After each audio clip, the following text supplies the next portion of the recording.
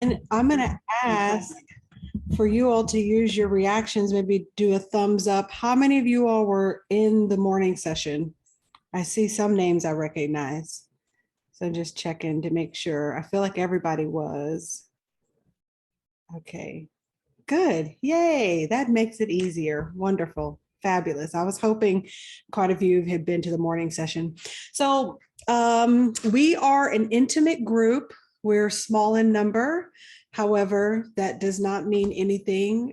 There's a wonderful quote by Margaret Mead that, talks about the fact that it's always been just a small group of people who made amazing changes in the world.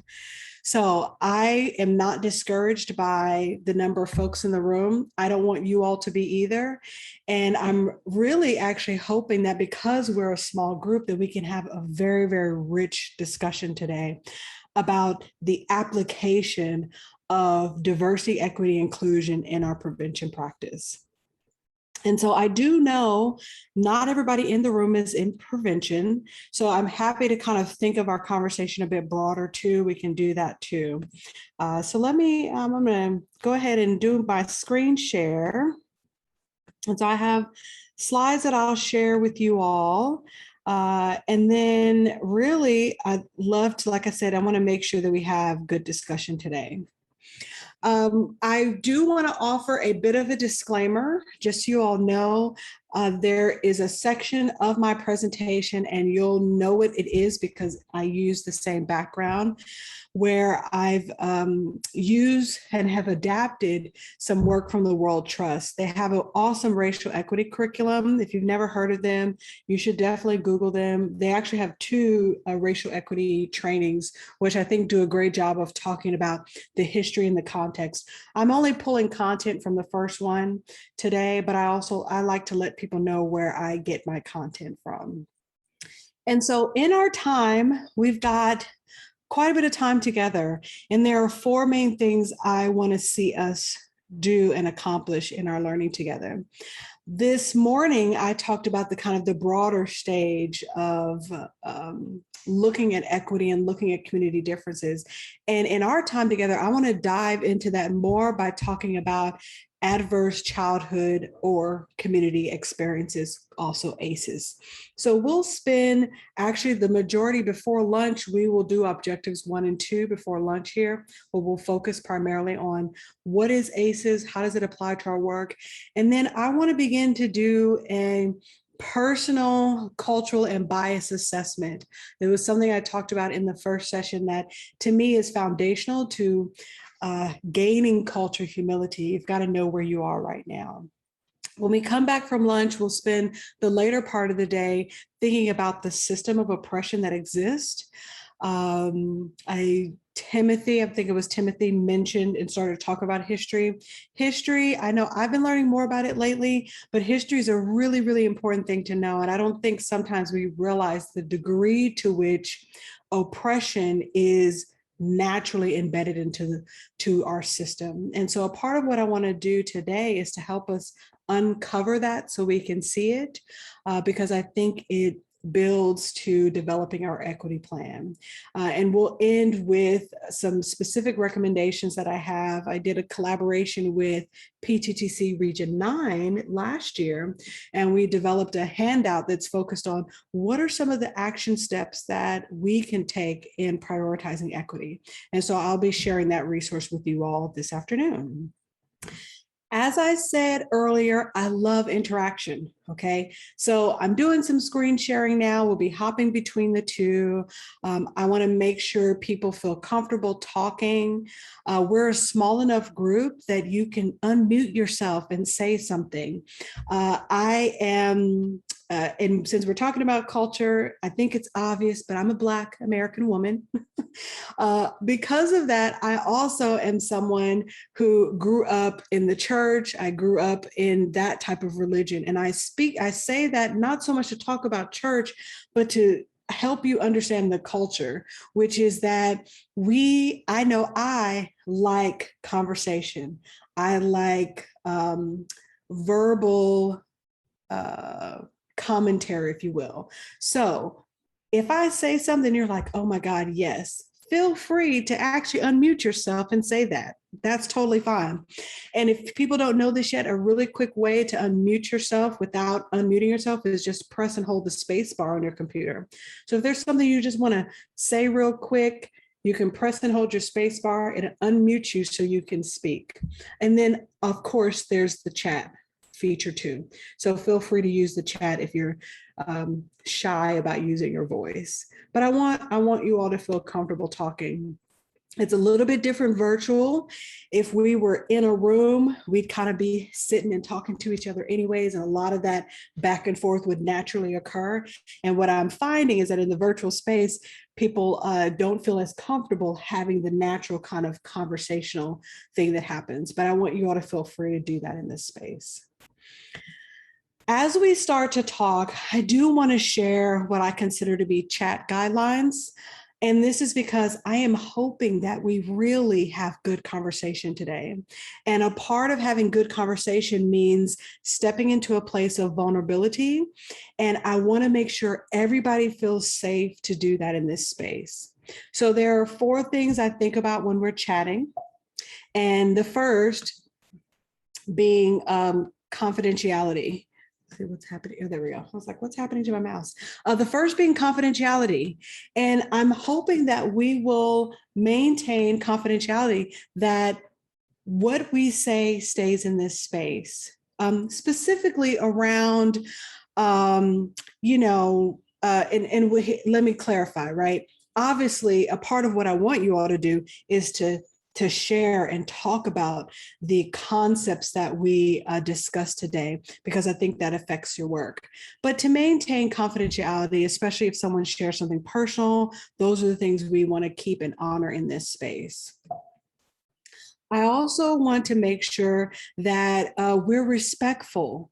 What often happens when we start talking about things around systemic inequality, it can stir emotions in people. It can stir differences in people. And so I think it's important to understand that someone is likely going to say something that's going to be different than what you believe, and that's okay. And we're here to honor all perspectives, however, to be respectful in that, in doing that. The next to last thing is anonymity. And this is something that is probably the easiest for most of us because of the work we live in. A lot of us already know about HIPAA and understanding that sort of thing. And so I would say it's wonderful to share stories. Please do share stories. Just keep the names out of them. Our community is smaller than we think sometimes. And the truth is, you never know the ways in which someone is connected to someone else. So do share, but keep the names minimal. And then the last thing to remember is trust. We are all here. Some of you chose this session because it was the only prevention one, so I get that. But we do have some people who actually elected to come into this room who are not a part of prevention. And so I want to make sure that we're developing a space where we can all feel safe to have conversations, to maybe talk about some of the stuff we wanted to talk about but are unsure. I think this is the time we can do it in such a small, intimate environment. Okay, so these are our agreements on how we'll chat for the rest of the day today. To get us started, I have an activity that I want to do with you all to really kind of help bring us into the moment today. We are at Thursday of a week. And I don't know about you all, but this has been quite a week for me. And so I imagine it has been a week for the rest of you all. And the closer, I call Thursday Friday Junior. So I can imagine you all are feeling like I am and ready to be doing something else. What I've also learned is that the virtual space makes it so much easier for us to multitask. And for anybody who knows anything about multitasking, it's something we pride ourselves in doing, but the truth is the brain is not that great at it. So I am requesting as much as possible. I realize some folks already kind of let me know when they're going to have to leave. But when you are in the room, I am hoping that you'll be fully present. And how we want to start by doing that is I'm going to ask everybody to grab a piece of paper. We're going to do, if you were in the first one, we're going to do what we did before, but this is going to be different. So take your paper and put it into the 4 quadrants. this time. Okay. And this is going to be a centering activity for us. So here's what I'll have everyone do is I'm going to set a timer for 2 minutes of time. And what you're going to do at the center of your page, I want you to make the smallest spiral that you can make. Okay. And just keep making it until the 2 minutes is up. All right. So you're going to go to the center of your page. Hopefully you've got a page that's split into 4. And you're going to start in the center and we're going to just make a spiral as small as possible. So I'm going to start the 2-minute timer right now.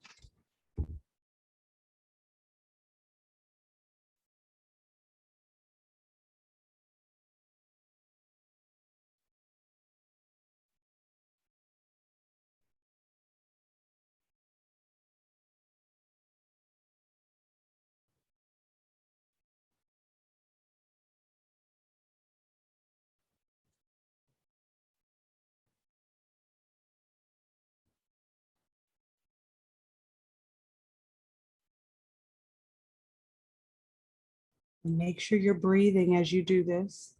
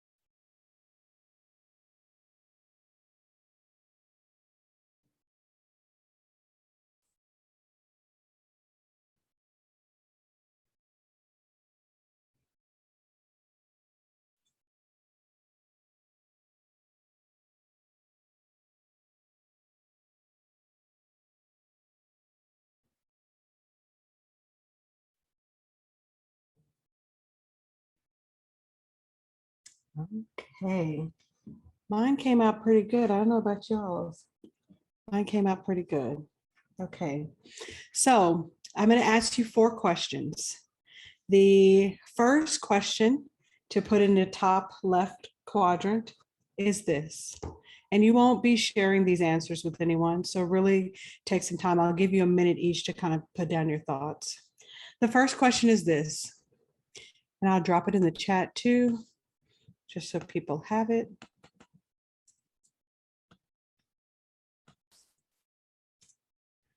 When you think about race, equity, and inclusion in your work, what do you think about? And just place this answer in your top left corner.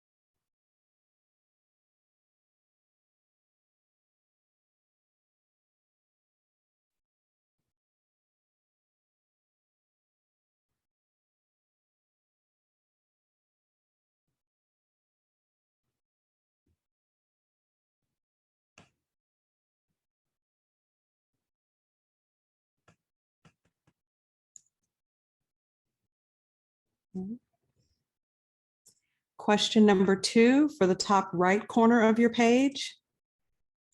What do you fear about racial equity? What do you fear about racial equity?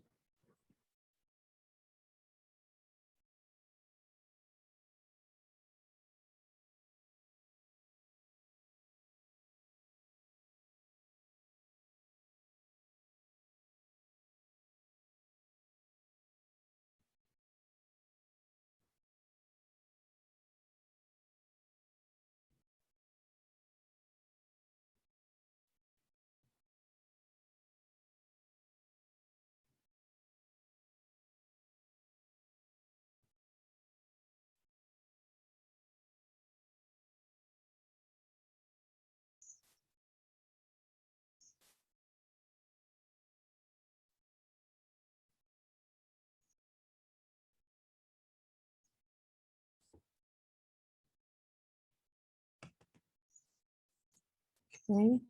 Now our third question for the bottom left corner. What do you think is the biggest potential? What do you think is the biggest potential? Nicole, what do you mean by that? This is Claudia. Do you mean the biggest potential, if there's racial equity, is it specific or do you just mean in general? I mean, in general, yeah. Not just racial equity, but equity. What do you think is our biggest potential as a field, as people, when we prioritize equity and inclusion in our work? I like that, asking for more information.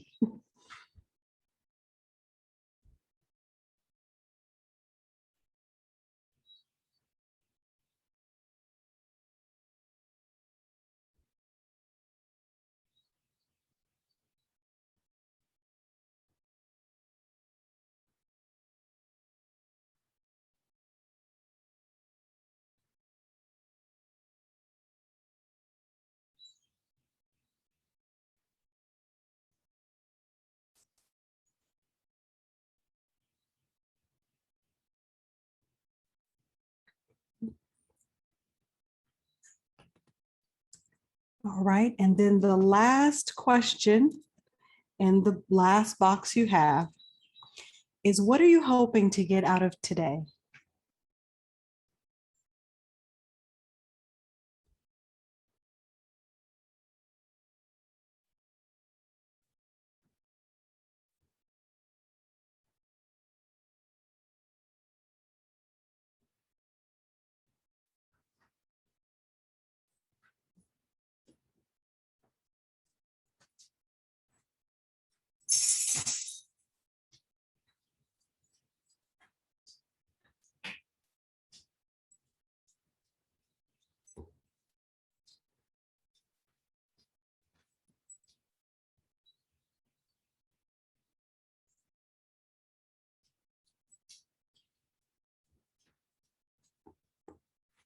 Okay. All righty. So hopefully this activity helped to bring us focused on why we're here and what we're spending time talking about today. What I want to do is I actually would love to have an opportunity to get to know you guys in the space. And so I'm just showing this so folks know what to do and prepare for, but I'm going to stop sharing here. But if you can introduce yourself, and then I was trying to think of something fun that might be nice to know about other folks. And I'm wondering if people are willing to share a guilty pleasure, whether that is a TV show, a food, or anything that you like.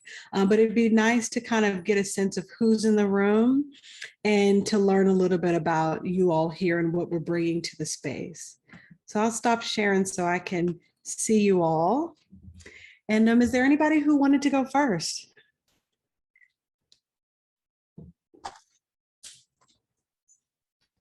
I'm happy to go. Yeah. Oh, Okay. sorry, Elisa. Oh, sorry. So I'm looking to the side because all of my stuff is up on my big screen, but my video is here. No worries. My name is Elisa Cannon, and I'm the Executive Director of the New Hampshire Juvenile Court Diversion Network. I am also a PTTC Fellow this year, so I'm super excited about that. And one of my guilty pleasures is rewatching Marvel movies. So I love all Marvel movies, and I can just sit there and let them play all day long, which I typically do in the background as I'm working. But those are my guilty pleasures. Yes, I'm a Marvel fan too. Oh my God, I love them.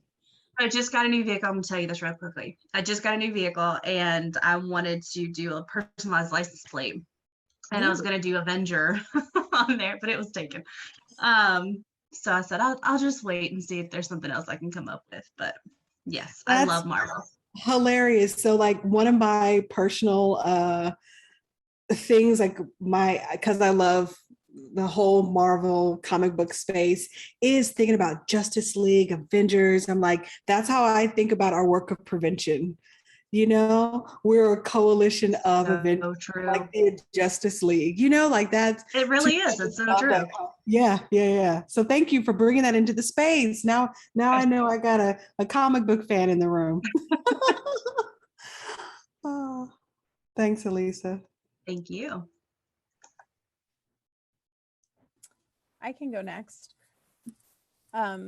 Hi, my name is Katie Sugarman. I am the Prevention and Outreach Program Manager for the Natick Health Department. So in that role, I coordinate all of our work around behavioral health and our drug-free communities funded coalition called Natick 180. And a guilty pleasure. I do love the Marvel movies. I didn't grow up on comic books, but I definitely got into the Marvel universe. Yeah. That was my gateway to the Marvel universe. But for me, my guilty pleasure is baking and like watching the Great British Baking Show and pretty much anything that has to do with baking. So Okay. it's Now, do you bake yourself too? yes. Nice. So I mean, I could never do it professionally or anything. My cake decorating skills are not on point or anything like that, but everybody in my family has like their specific cake that I make for their birthday, like their cake, their flavor combination that they request and that sort of thing. So I'm the baker in our family. It's so with my awesome. last I'm name sorry. like Sugarman. It's my married last name. Yeah, it's my husband's last name, and I get a lot of comments about it. It's We have said, you know, we should open a bakery or something like that. The name just like is made for Totally that. should. Yeah. You do have the perfect name for it. Yeah.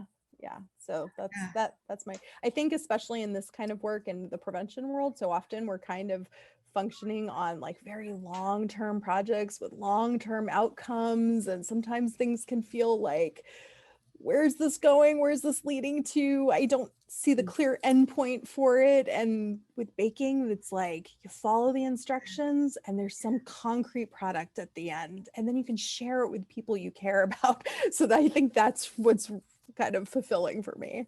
That's awesome. Well, so if I may just chime in here, something I'm finding very curious about life right now is aligning passion with purpose, with all this other types of stuff, right? So what's interesting to me is as you were talking, I'm like, wouldn't it be amazing to create a baking business that actually intersects with prevention work? Right? A lot of what we talk about are alternative activities, like even how you described the concept of what baking provides, it gives a sense of structure. And when you think about we're going to talk about ACEs, but if you think about the example I talked about earlier with communities that are struggling with disparities and inequities, most of the time, the thing that's not there is structure. Right? Is like, I can do something, follow a recipe, get a product, and then share. So a part of what I want to do today is to really help us think differently. That's what I feel is at the root of us creating new changes. And so I want to encourage you, Sugarman, because you might have the next best amazing idea of a bakery, of a kitchen, right? Where youth can come and learn a new skill, right? I Improve would their have own loved the economics, bakery as third space as a kid, would have been obsessed. right? That's a I good just point. imagine it could be really, really cool. You said DFC, right? So I don't know. This is my prevention brain. I love thinking of like new innovative ways, because what I'm seeing is we've got to do something different, y'all. Because if you think about how many decades we've had DFC funding, we've had PFS funding, CADCA, billions of dollars going into prevention, I'm still struggling to see the effects of all the money that pours into these communities. I'm just being very honest. This is where I'm at in my career, where I'm just like, I used to be so excited. And I'm like, I've been in North Carolina 10 years now, and I know multiple communities that have DFC grants, right? That have PFS grants. And I'm looking at our numbers thinking, with all this, collectively, with all this millions of dollars, why am I not seeing more change in our numbers? And I think it's because we've gotten in a rut of how we do the work that we do. And I think it requires us embedding our passion into our work, right? Because what I heard you say, Katie, is that, you know, you love the work you do. You also have a passion for baking. And I think where I'm learning is, how do I take the things that I'm passionate about and use them as the tool to do the work of prevention? Because I think it can align in a way. So I know that's a little bit off of a tangent, but I don't know, we may come up with some great ideas after our day together, y'all. I love it. I'm totally inspired now. So thank you. I will apologize. I keep getting an unstable internet message on my Zoom. So that's why I just moved into another office. So if I get kicked out, I will sign back in, but I apologize in advance. No worries, no worries. Katie, do you mind if I just say one thing real quick? I noticed when you were talking about how you bake like the specific cakes for each individual member of your family, or, you know, the different members of your family, and how they really look forward to that. On Nicole's thought train, if you brought in a group of kids, taught them baking skills, gave them something to be more confident about, and then shared that with them, that then they could do those things for their family members, you're connecting them with more community, with more caring adults in their life, or, you know, just caring people in general, making those, helping them make those connections. And that's one way that they could make those connections. So I love that you could, you know, that whole idea and that thought train. So I just wanted to share that. Yeah, it's beautiful, because when you think about our knowledge about prevention science, the 40 developmental assets, risk and protective factors, all of this prevention science talks about the connection with community, the connection with family, caring adults, you know? And so, you know, I love this. And I'm getting way more than I expected from introductions. This is awesome. We're gonna have a great day together, you guys, and I'm taking notes too. So we're gonna have some really cool ideas. But it would be amazing to see a Sugarman Bakery collaborating with DFC coalitions to do something new and innovative. Why not? You know, we've been doing the same stuff for decades, y'all, and it's barely working. So.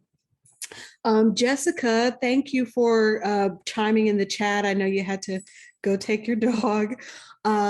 Great. So you're Executive Director of Milton Community Youth Coalition. Oh, and a PGTC fellow. Great. Crafting. Okay, well, listen, Jessica, when you get back, we're going to have you use your words about your craft, because maybe we'll find something cool for you to do, like we found for Katie. All right, who else would like to introduce themselves? I'll go next. Awesome. So I'm Claudia, and I'm a substance abuse prevention consultant with the health department in Vermont. There's a bunch of us, and we support community coalitions who are working on prevention. We're also like the eyes and ears of our department on the ground. So we end up working with recovery and treatment a little bit too, just supporting them, not expertise in that area, but Great. yeah. So I wanted to go next because I have a cake thing, which is my mom. She wasn't the most nurturing mom, but she pulled it out for our birthdays. And so like in our baby books, there's like, oh, for your 5th birthday, there was a bunny cake that was pink. Like she kind of focused more on what she made than actually on our actual birthday. Each year. Interesting. So yeah. So just be wary of that. Sometimes it could become about the cake and not the kid. That's true. That's true. But my guilty pleasures, I've lived in Vermont. So I went to school at UVM, and where the first Ben Jerry's bake ice cream shop was, where they had factory seconds for 25 cents. So that would mean like, if it was a factory second, it could just be all vanilla ice cream, or it could be like loaded with cookie dough. You never know what you would get, but it was just a quarter. Anyways, I don't love all ice cream. I really love Ben & Jerry's. So it's my guilt. I eat like half a pint or a pint at a time. So it's a guilty and expensive. Oh my gosh, I know, because Ben & Jerry's is not cheap at all. I do wish they would sell something in between. You know how Haagen-Dazs sells the little small one, And then I do know that Ben and Jerry sells a small one, but it's like just a certain number of flavors. It's not like the whole thing. I wish the standard would be the smaller one and not the pint. That would be kind of cool, actually. But you know, that's me trying to change grocery stuff. Okay, thank you for sharing that. Who would like to go next? We're just saying our who we are and a guilty pleasure. I did see somebody new pop in here. Amal, are you with us? Or Weston? Oh, yes. Hi, I can go next. My name is Weston Fox. I use they, them pronouns. I'm the coordinator of youth and prevention programs at Alston Brighton Pauses, which is in Boston. I don't feel guilty about anything that I like to do, but I love watching YouTube. Nice. Now, is there a specific genre of YouTube? Because, you know, YouTube is a whole universe in itself. Is there like a specific genre of stuff you like to watch? I've been watching those Epicurious videos where they test out a bunch of different kitchen gadgets. I'm also really into baking, so I love to find out about any kind of new technology in the kitchen. Really? Okay. It was called Epi what? Epicurious. Epicurious. Okay, I'll have to look into that. Very cool. I like this is a bit of alignment because I'm a baker too, so I like to bake also. So this is interesting. We may have to create a group as a result of this meeting today, get some new innovative project going on in our communities. Thank you, Weston. Amal, are you with us? I am with you. I'm sorry I had to leave for a phone call, but I'm back, and I'm sorry I missed listening and hearing most of you. So I'm Amal Marks. I am the program coordinator at the Bureau of Substance Addiction Services in Boston. And I like what Weston said. I don't think I have anything I feel guilty about, but I do like gardening and I like cooking. Oh, great. Great. Thank you so much. I appreciate you all. I think, Chap, are you with us? You might be here, but not here. Okay. I'm here. Hey, you mind introducing yourself? I'm just slow at all this technology stuff. No worries. And I have to answer the door every once in a while for the FedEx man. No problem. So yes, Chaplain Eddie Gray Fox Burgess. I am a certified firefighter Federation chaplain, as well as a Native American economical chaplain here in Maine. I have a foundation called the Wellness Mobile, and we go around visiting folks. So I very much enjoyed your chat this morning. I have been down to the Harvest Fund and various other programs in Boston and done lots of things on culture and diversity and sensitivity. And I think it's very important to have a guilty pleasure, to have some fun once in a while in this work, because we can easily get burned out. So I would say Chinese buffets, Chinese food restaurant buffets. And I also like Ben and Jerry's, but I have been lately trying Fielder's Choice ice cream up here in Maine. Okay. So that gives you a wide breadth of information. Yes, and I appreciate it. This whole time I've been calling you Chap. That's all right. You can give me a little abbreviation, but yes, I am a chaplain, and you just can call me Eddie or Eddie Gray Fox, and that'll be fine. Perfect. Thank you so much, Eddie. It's great to have you in the room. I appreciate you being here today. Thank you so much for having me. Yeah, Chinese buffet. I do like Chinese buffet also. It's good stuff. Yes, it is. So I will go. My name is Nicole Augustine, and I'm, been doing prevention for quite a while now. Absolutely love it. I found it by accident, which I wouldn't be surprised if most of you found it by accident too. And when I think of guilty pleasure, I actually really loved what Weston said, not feeling guilty about pleasure. So I really actually liked the recognition of language. As I said earlier, I'm very big on language. And so I actually like that you said that. At the same time, I like what Eddie mentioned, which is the fact that it is really, really important for us to have pleasures that help in creating harmony in life, because a lot of the work we do can be stressful. And sometimes because it does take a long time to see change, you can feel as if, are my efforts making a difference? When I think about the stuff I do for my kind of self-care, I have a few TV shows I watch. I definitely love the Marvel universe. So I watch a lot of that when I do have time. And then I like to, cook every now and then. The thing I love the most is honestly just going out and standing in the sun. That's like my best thing to like get the sun energy is what I love the most. And I consider it a part of my self-care, because what's happened in this virtual space, I realized I got stuck in front of the computer doing Zoom, because we used to walk to meetings. We used to physically go to communities, and I was outside moving and engaging the world more. And Zoom made it so that you would have a meeting at 9, 10, 11. Okay. I mean, the back-to-back booking that we do, I think we've got to have some conversations, y'all, about this. And this is a bit of a sidebar, but it's making me think about self-care, because when I have these conversations about equity, diversity, and inclusion, these conversations are tough. And so at the same time, self-care becomes even more important. And I think this new structure of how we interact and engage each other increases the stress. It's like we've changed the standard of productivity for not a good thing. So I'm wondering when we're going to start talking about embedding breaks into work. You get what I mean? Mandating 30 minutes between Zooms, like we can't do back-to-back Zooms. There's got to be something, because these are things that naturally occurred when we did stuff in person. We didn't have to think about it because you had to physically travel to a meeting. So we wouldn't schedule stuff. But Zoom, it's like we've forgotten that. And our brain needs time to breathe. Our brain needs time to process.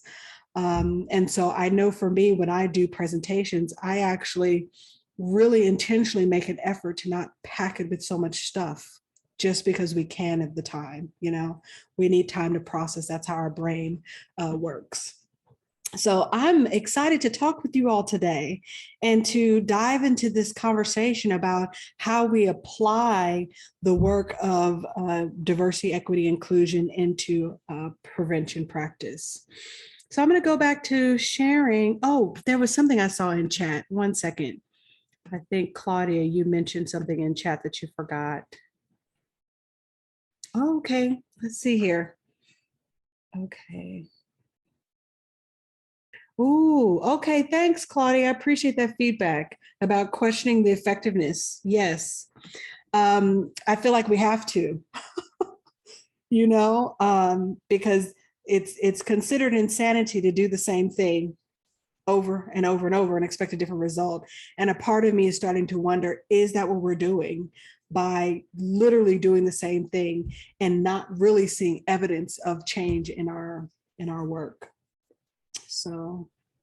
Hey, so I'm on today as tech support for the New England PGTC, but since we're all staying in a room, I think I'll just jump in and participate today. Oh, I would love that. Would you like to introduce yourself then? I would. So I'm Jessica Mahorter with the New England PTTC and AdCare. I provide communication support for both organizations. I have worked in the fields of behavioral health, public health, and prevention since I was 16 years old, actually. So I was pulled in working on the New England Schools of Addiction Studies, and kind of that's where I started, and spent 5 or 6 years in prevention and hopped around. So I do communications now, and my guilty pleasure is running, which most people would be like, what? Okay. But when I had children, the one thing I realized I needed to hold on to was being a person in motion. That was very, very, very integral to who I am. And so running and exercise is my guilty pleasure, and being able to do that in nature. Learn that. Running. Great, great, great. Good stuff. Good stuff. Well, I appreciate this. Is going to be good. You guys are already talkative and I love it. It's fabulous. So let me, I'll bring up my presentation here. So where we're going to go for this first part is thinking about ACEs.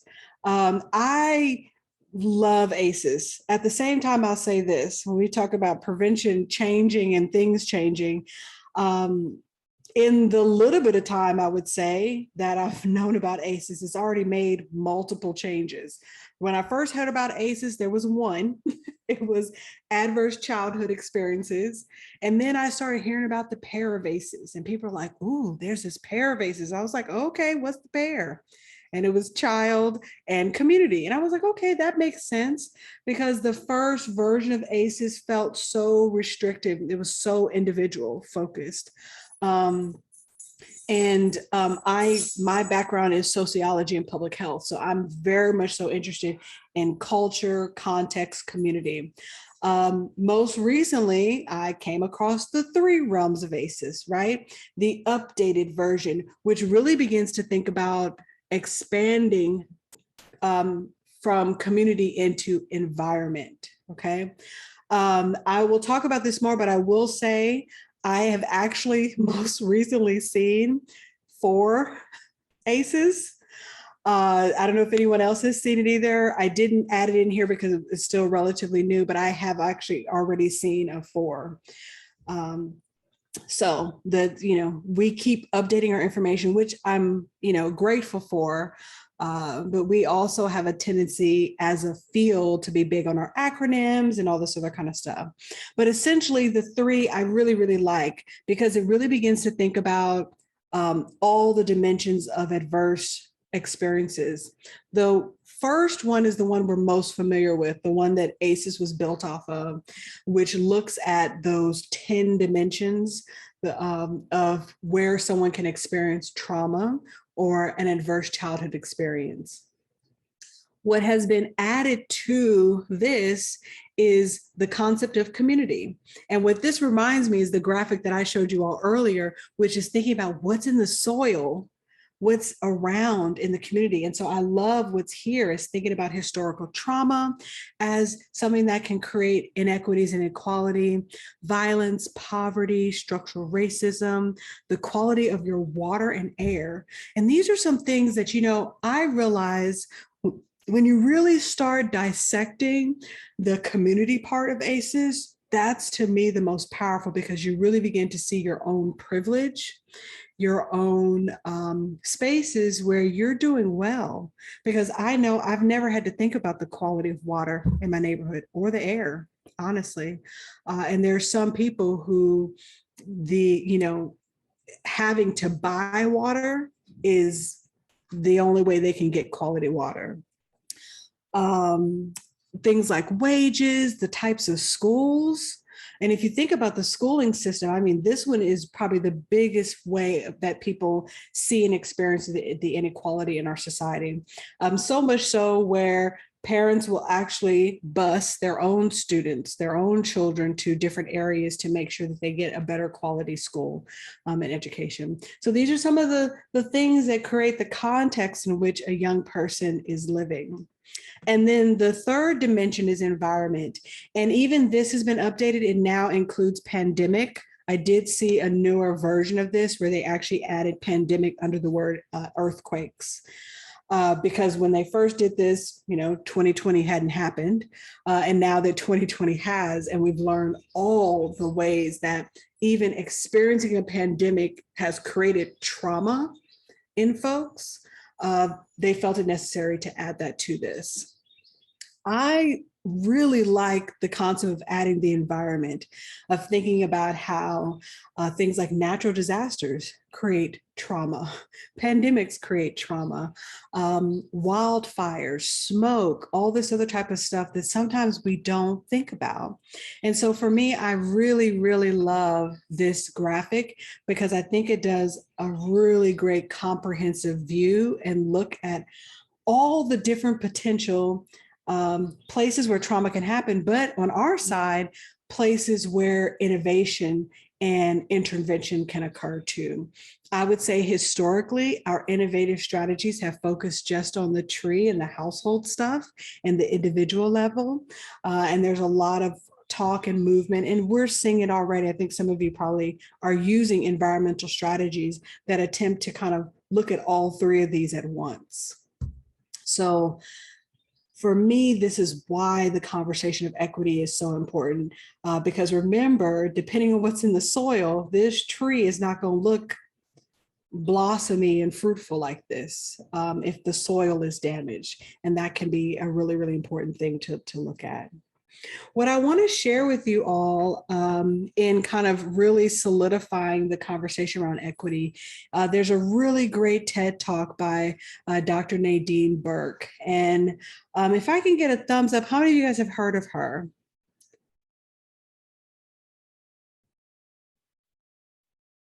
Okay, a couple of people, yeah. So she's done some amazing work on ACEs. Oh, wow.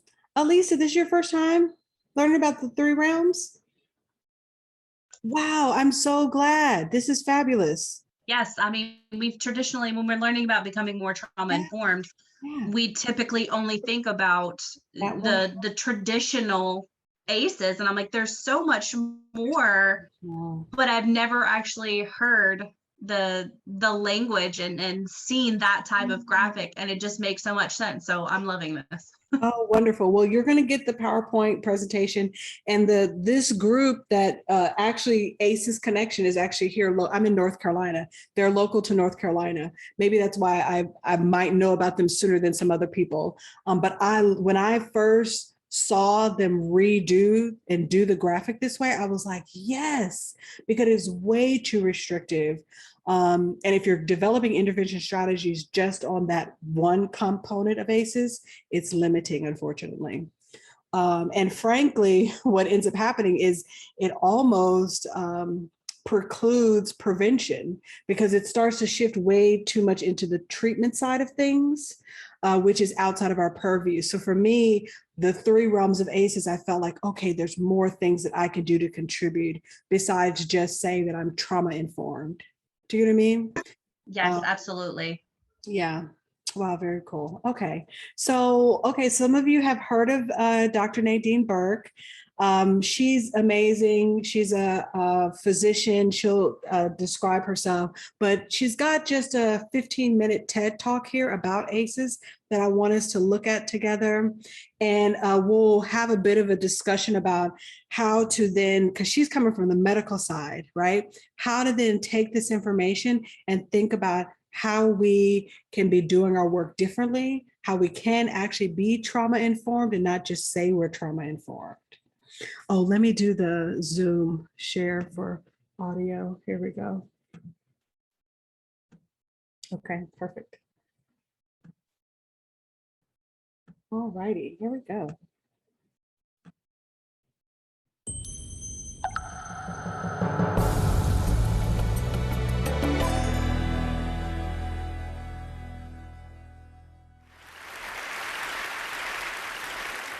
In the mid-90s, the CDC and Kaiser Permanente discovered an exposure that dramatically increased the risk for 7 out of 10 of the leading causes of death in the United States.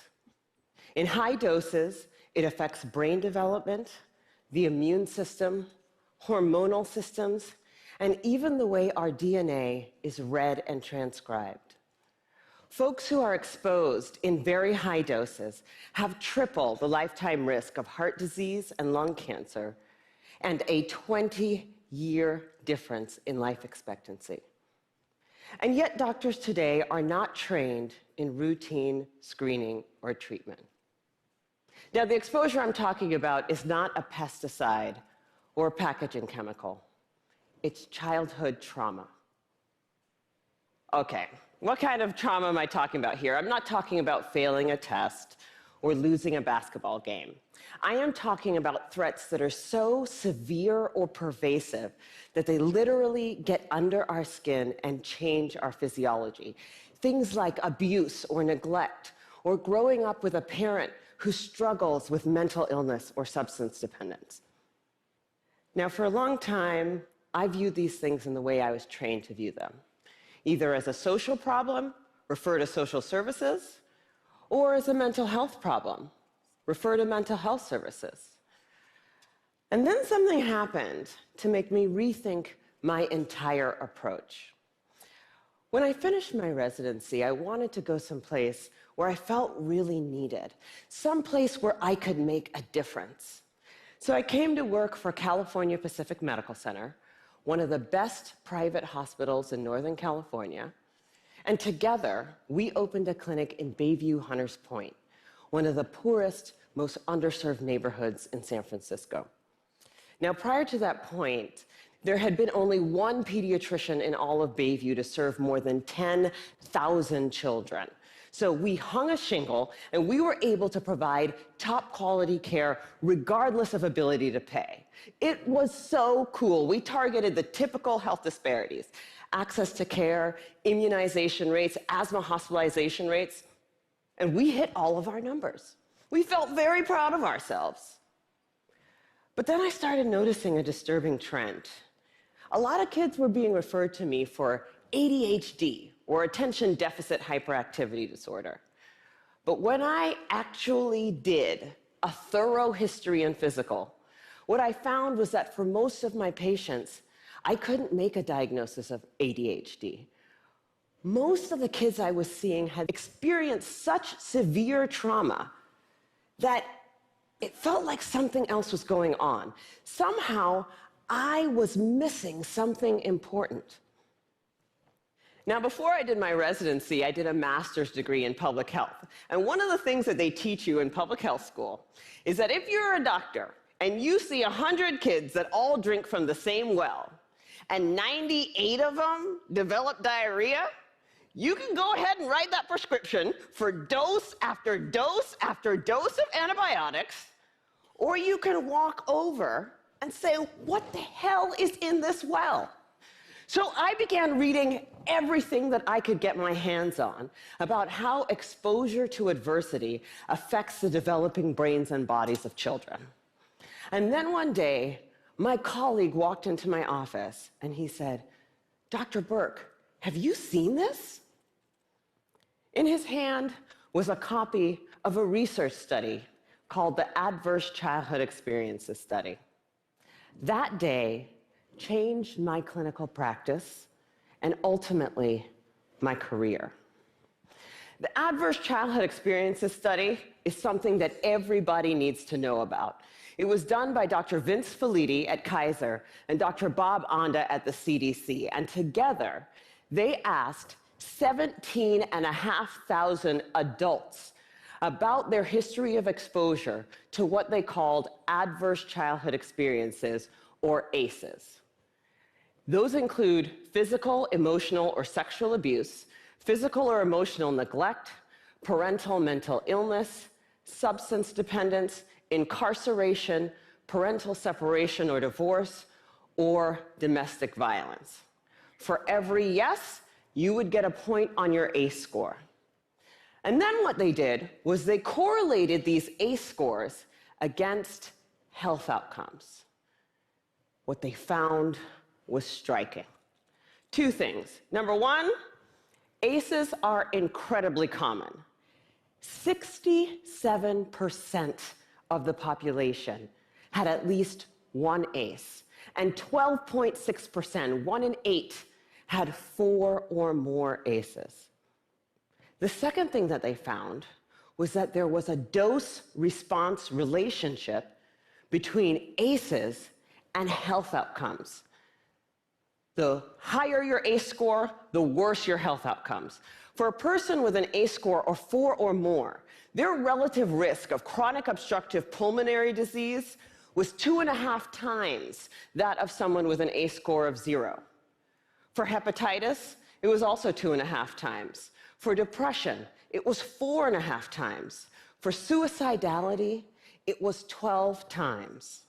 A person with an ACE score of 7 or more had triple the lifetime risk of lung cancer and 3.5 times the risk of ischemic heart disease, the #1 killer in the United States of America. Well, of course, this makes sense. You know, some people looked at this data and they said, come on, you know, you have a rough childhood, you're more likely to drink and smoke and do all these things that are going to ruin your health. This isn't science. This is just bad behavior. It turns out this is exactly where the science comes in. We now understand better than we ever have before how exposure to early adversity affects the developing brains and bodies of children. It affects areas like the nucleus accumbens, the pleasure and reward center of the brain that is implicated in substance dependence. It inhibits the prefrontal cortex, which is necessary for impulse control and executive function, a critical area for learning. And on MRI scans, we see measurable differences in the amygdala, the brain's fear response center. So there are real neurologic reasons why folks exposed to high doses of adversity are more likely to engage in high-risk behavior. And that's important to know. But it turns out that even if you don't engage in any high-risk behavior, you're still more likely to develop heart disease or cancer. The reason for this has to do with the hypothalamic pituitary adrenal axis, the brain's and body's stress response system that governs our fight or flight response. How does it work? Well, imagine you're walking in the forest and you see a bear. Immediately, your hypothalamus sends a signal to your pituitary, which sends a signal to your adrenal gland that says, release stress hormones, adrenaline, cortisol. And so your heart starts to pound, your pupils dilate, your airways open up, and you are ready to either fight that bear or run from the bear. And that is wonderful if you're in a forest and there's a bear. But the problem is what happens when the bear comes home every night. And this system is activated over and over and over again. And it goes from being adaptive or life-saving to maladaptive or health-damaging. Children are especially sensitive to this repeated stress activation because their brains and bodies are just developing. High doses of adversity not only affect brain structure and function, they affect the developing immune system, developing hormonal systems, and even the way our DNA is read and transcribed. So for me, this information threw my old training out the window, because when we understand the mechanism of a disease, when we know not only which pathways are disrupted, but how, then as doctors, it is our job to use this science for prevention and treatment.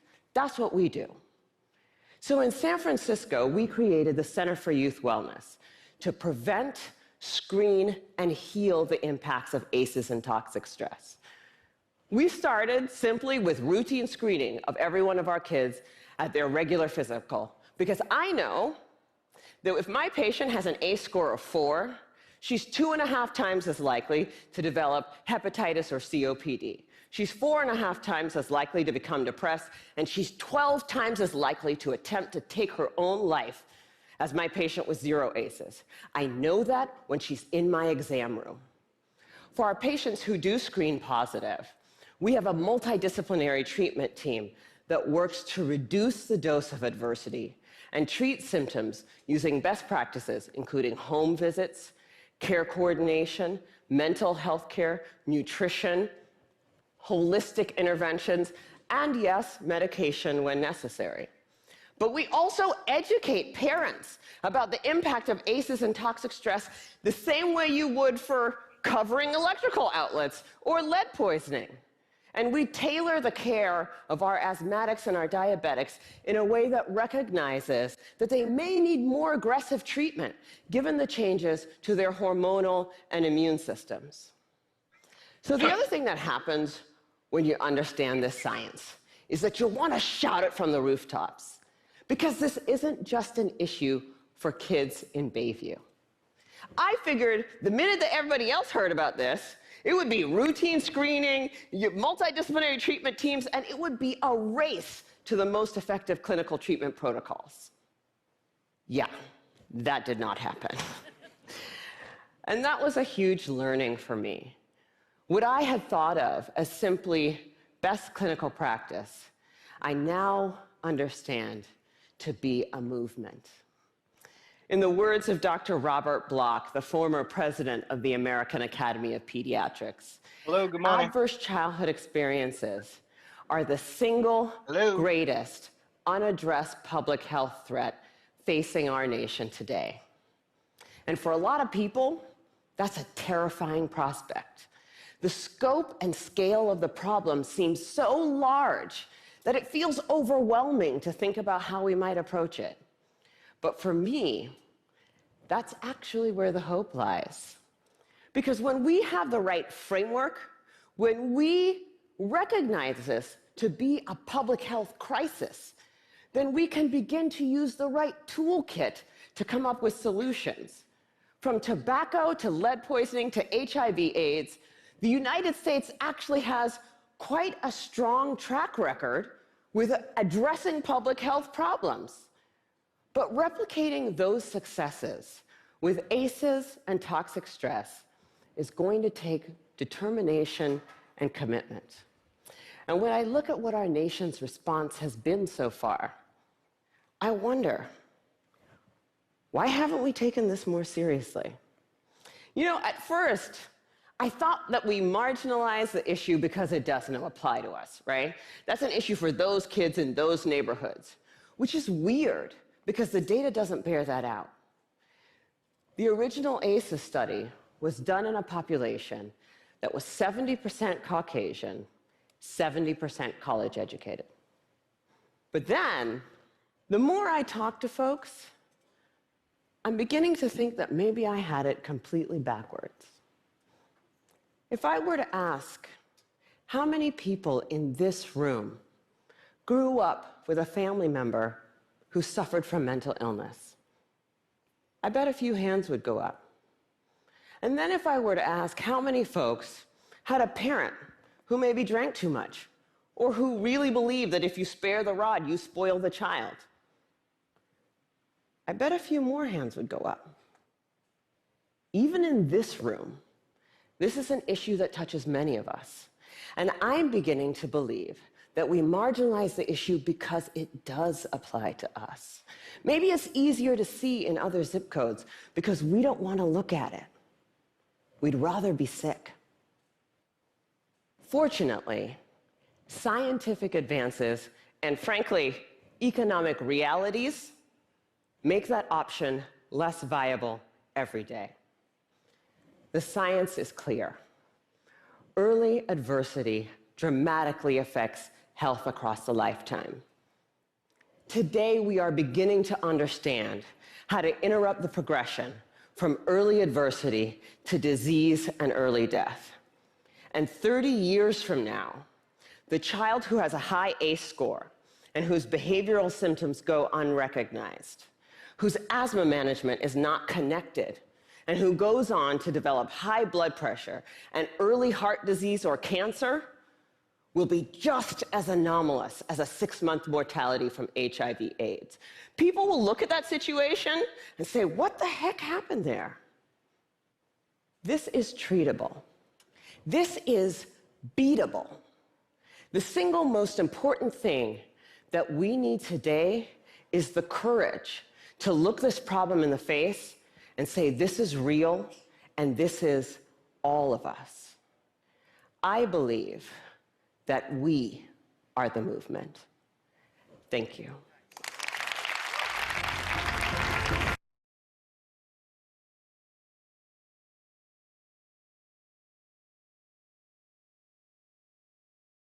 Whoops, sorry, I realized I was on mute. I was like, I don't think they can hear me. I love that talk that she does about ACEs. And so what I want to do is think about and kind of extrapolate out for us in our work, how ACEs applies to our work and the ways in which we're creating innovation to acknowledge the fact that adverse childhood experiences occur, and how are we responding to the fact that those things can be mitigated, that those are things that we can work on. So I'd be curious if anyone in the room, one, is using ACEs to guide their work, and how you're doing that. Yeah, Alyssa, I agree. I've listened to it many times. And I was writing notes as she was talking this time too, because I'm just like, oh my gosh, there's so many opportunities in here. But any thoughts folks want to share about ACEs and how it applies to our work and how it answers the issue of equity, really?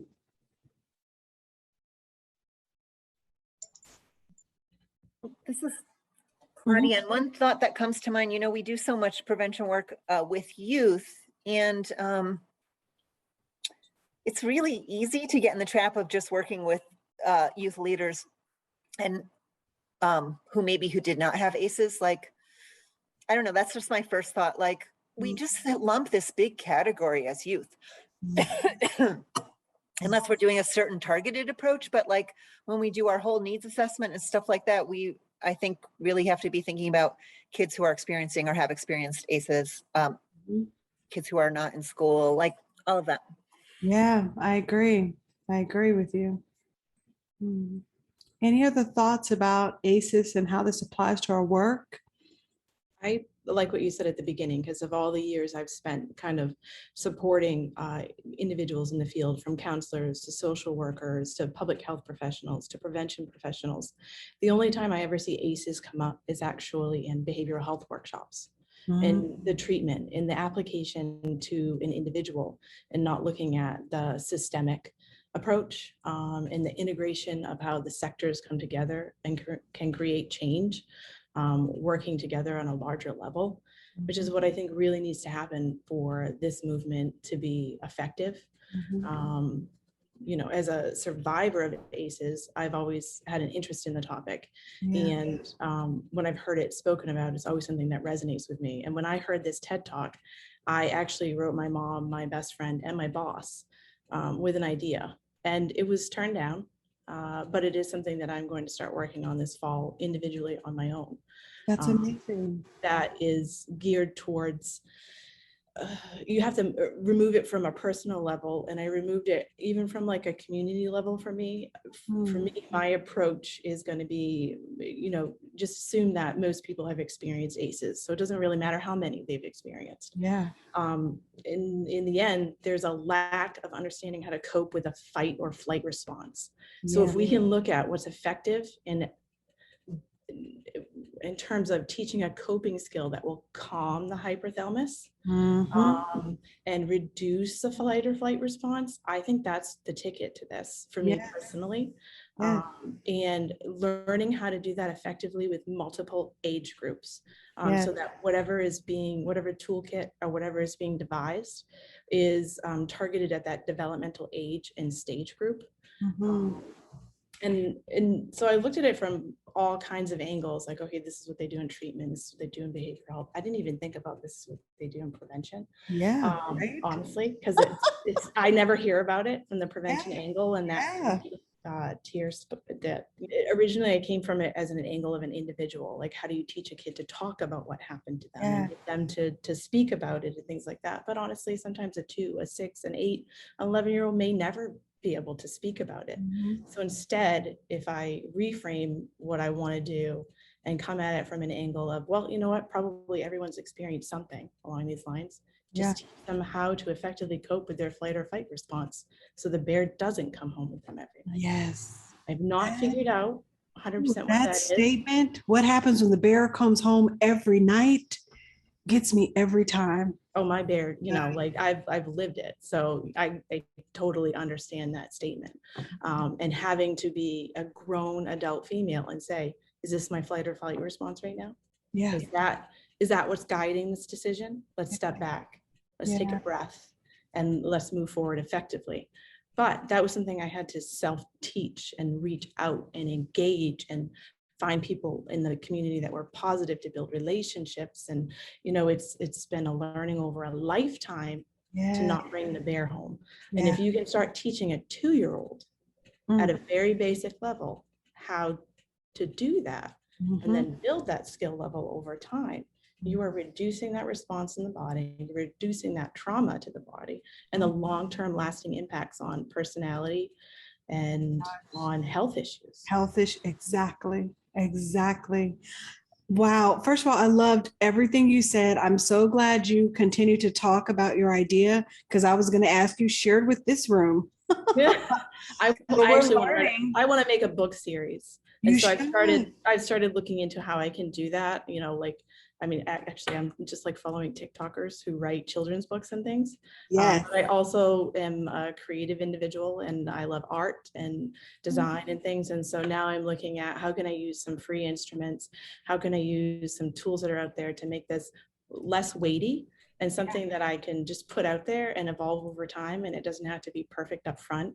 Yeah. Whereas my original idea was like, I need a funder, and I need to work with the main resilience group, and I need to do this, and I need to get people at the table and organize. And then I've actually deconstructed all that and said, no, just put your thoughts down and present it. Yeah. And then if somebody likes it, they'll support it. Absolutely. You already got supporters in this room. Yeah, so I just went back to the kind of the ground level, and I'm gonna do the creative part first, which is the part I'm most interested in, and then seek feedback and some stamps of approval, and try to find some groups to promote with and things like that. So. Wow, I absolutely love it. One of the things that kind of popped out for me that she said that's connected to what you're talking about is that even for people who don't engage in risky behavior, having that fight or flight response always activated creates trauma and stress in the body that affects health outcomes. So for me, when she said that, I was like, this is bigger than just the people who are actually misusing substances or not eating in a healthy way, or, right? This applies across the board, you know? And so I love your idea of focusing on the fact that let's just assume everybody have ACEs. So let's talk about how we can have better regulation of that response so that we're not just creating trauma physically. I love the comments in the chat. Thank you guys. I am looking and seeing the chats as they come in. This is great, you guys. What good conversation. I just wanted to first recognize and thank you, Jessica, for sharing that, you know, as an adult woman, you're having to step back and say, okay, and you're teaching yourself, and this is something that you weren't maybe given under my understanding as you were growing up.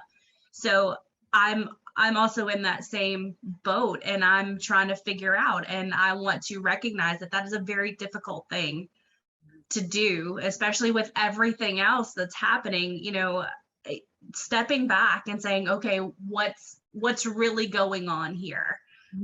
And it takes a lot of strength and a lot of courage to do that. So I wanted to recognize that, and thank you for sharing. I also wanted to same thing with what Eddie Gray Fox and Jessica were saying in the chat. Now we should just assume that everyone has ACEs of some sort in some realm. And it's more common for people to have ACEs than not. So if we just make that our norm, whereas before it was the norm to assume that, oh, everybody is good to go, we'll just give everybody the same universal prevention strategy and we're all good. Whereas now we should be shifting towards, okay, everyone at some point in time has had some trauma in one of these realms, which I still love the realms aspect. And that's how we should be approaching prevention as a whole. And I think that's phenomenal. And I love what they both said in the chat. So wonderful. Oh my God, such great conversation. So I think it is really important. You know, I strongly believe in evidence-based. But I do believe that this one specific topic, which is also part of one of the SAMHSA's, kind of is big topics for right now. I think it's really important that in prevention, we are all working on it, whether we're, in that prevention realm or the mental health realm or the addiction side. So you're reminding me of something that I think it's important that we'll definitely get to after lunch, which is beginning to see the way in which oppression and structural inequality is institutionalized. And even the story that you're sharing, Jessica, speaks to that, which is the fact that white culture prioritizes data, evidence, accolades, credentials, all this. We create, which, you know, I was born in America, I've lived here, so I'm a part of the white culture, which is that it prioritizes and categorizes people's value based upon the letters behind their name. Okay. And what can you show? What can you prove? Like, this is an actual mentality, truly. And unfortunately, sometimes when we get locked into that, it keeps us from understanding innovation. It really does. Innovation is about trying new things, and we're so scared to try something new. And my deal is, I'm like, well, look at our history, y'all. Are we really creating the changes that need to be changed? There's so much science that shows that ACEs are real and that so many people have it. And my deal is like, if you think about the number of society that have experienced at least 4, it's too much. We should be ashamed of that. We're the richest country in this world, literally. And we have communities that are living and experiencing trauma because of what? Their skin color, because of their poverty status. It makes no sense, truly, right? So these are some of the things that I'm kind of like breaking down and thinking differently about, because I have also recognized in myself that I have, said that, only a certain credential can talk about this, or only a certain credential can provide evidence or healing of communities. And I think we've got to think differently about some of the stuff that we're doing, unfortunately, because I think it's preventing us from responding appropriately to what science is saying we need to start doing. Yeah, one thing that I've learned, and it was hard for me to speak up and even mention the idea because I had a feeling I was just going to get, I was like, I didn't even want to, but I was like, I'm going to do it because it's just something I'm passionate about. And if I can find a way to fund it, I will. Yeah. But, doing it on my own will be fine as well. But it's that the kind of recovery approach of lived experience. Yeah. I've decided that my lived experience makes me an expert in it. It matters. And it doesn't matter if I have a title, and it doesn't matter if I have people behind me. None of it matters. And that's what I had to tell myself. Like, yes. I have real lived experience, and that has value. I could bring that to the table, and it will probably be very powerful. So it will be, not probably. Moving forward. Oh my gosh, I'm so glad we had this conversation. This is so powerful, because these are the kind of shifts we've got to make mentally, because we're losing people and we're missing people. Because coming to the table with all the academic stuff, when I talked about literacy, most folks don't even know what we're talking about because they don't even understand us. We're almost too academic, In business, you only have to be an entrepreneur with an idea. You don't need a degree. It's true. You just need the idea somebody wants to buy and invest in. And if you can approach life, I used to do business investments and I'd watch these people come through. It didn't matter what their background was. They could get a team to support them that had the titles they needed. It's true. They just needed the motivation to move forward with that idea, call themselves an entrepreneur, and put themselves out there. Exactly. And this can be the same way. This can be the same way. Oh my gosh, you guys are awesome. Okay, I'm looking at the time. It's 12:01. I got to release y'all for lunch. When we come back, I'm excited to talk more. So we get 30 minutes on lunch. Do we just we just pause the recording, you keep the room open? Is that what happens? You don't? Oh, thanks. I forgot about the recording. So we're going to spend the first part of this afternoon doing our own personal reflection. And this is the portion of my content that I've adapted from the World Trust organization. And I really, really love this activity. So this activity does require everyone to have a piece of paper and a pen for us to do this together. And so I've got, I think 4 must be my magical number. I've got to look up 4. because I actually have 4 questions for this too. And you don't have to do anything special with your paper on this. But there are 4 questions we're each going to answer personally about ourselves. The whole point and intention of this activity is that we will take this information and share. I usually do this as putting people into breakout rooms to get to know each other. However, our room is small enough that I believe we can just have this conversation as one room. And so we'll facilitate it that way. But I really want you to take some time to answer these questions because this will be the meat of our discussion as we're moving forward. So here's the first question. First, think about your name. Does it have a meaning and or a story? So I'm going to give you all a few minutes to write this out because there's 4 questions total. It's easier if you write it, then you don't have to be thinking of it on the fly when we get to the discussion. So just think about your name. Does it have a meaning? Is there a story behind why you have the name that you have? And just kind of write that down.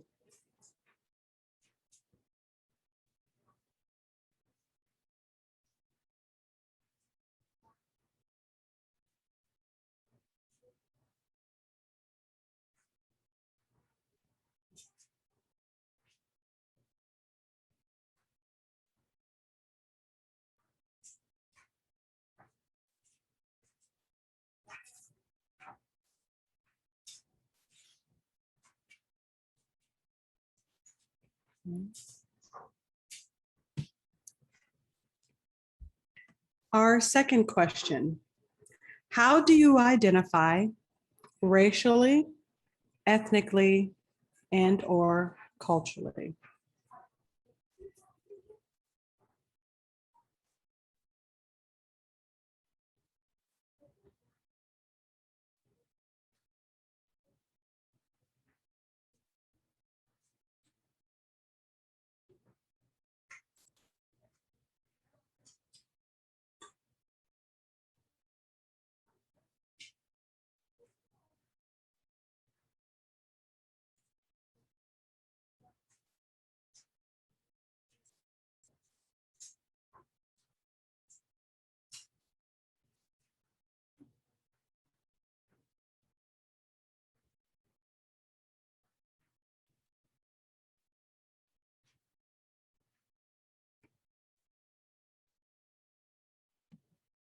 Our third question, the first time I noticed racial difference was?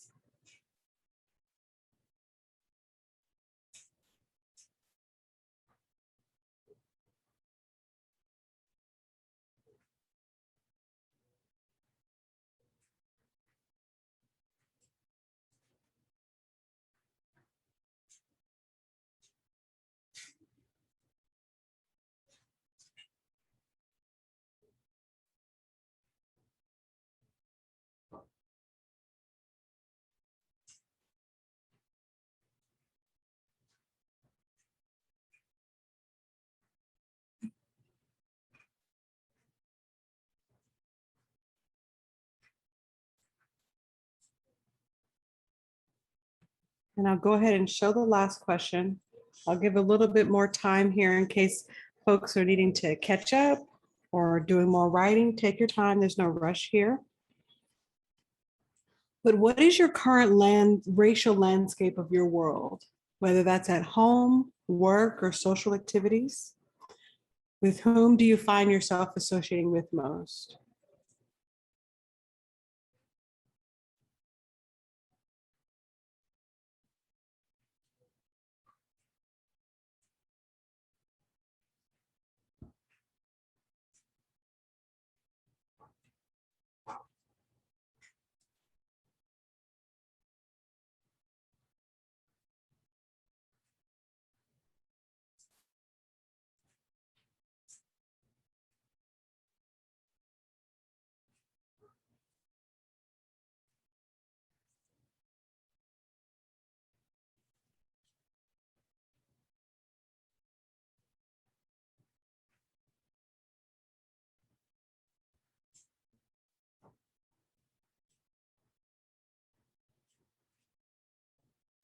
Okay. So has everyone had a chance to write their responses to this? Because we're going to be shifting into a conversation. And just so folks are prepared, that way you can decide what level of share you want to do. We're each going to share today. And if you can choose any one of these 4 questions to share with the group, if you choose to do that, or you can just give a reflection on what it was like to answer these questions. So there's options. You can either just tell us one of these answers for yourself, or if you're not comfortable saying some of these answers, just talk about what it was like to answer these questions and to think about these concepts in this particular way. Okay. So I'm going to stop sharing. That way I can bring up everybody on my screen. Okay. All right. So I am curious, is there anybody who's wanting to share first?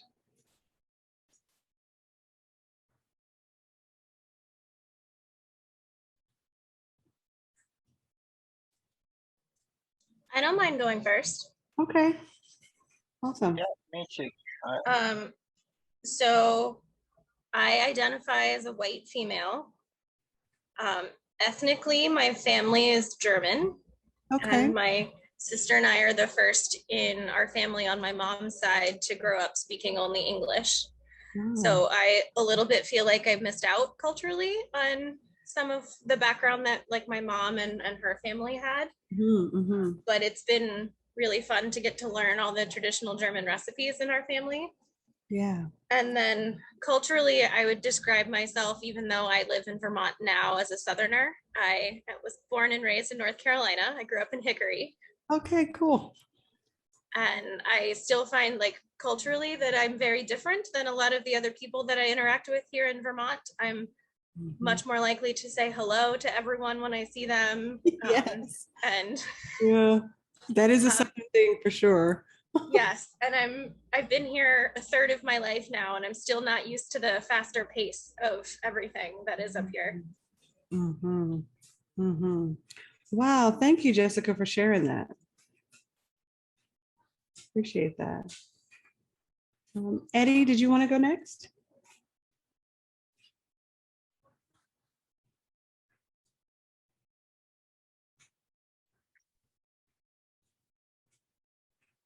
Sure. So I guess we'll do the name part. The elders, when I was going into recovery, came up with the gray fox. And the gray fox, if you look in Animal Speak or Animal Wise, there's 2 common books that are used. The gray fox has some very specific characteristics, and when the elders meet with you, they do it based on their observations of you. So little did I know, but there was a group of elders watching me for quite some time. And then on a particular night, they sent someone and summoned me and told me to go to Old Orchard Beach.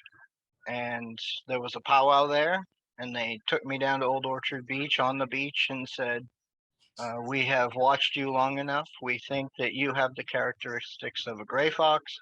You're like to do what the gray fox does, which is observe people.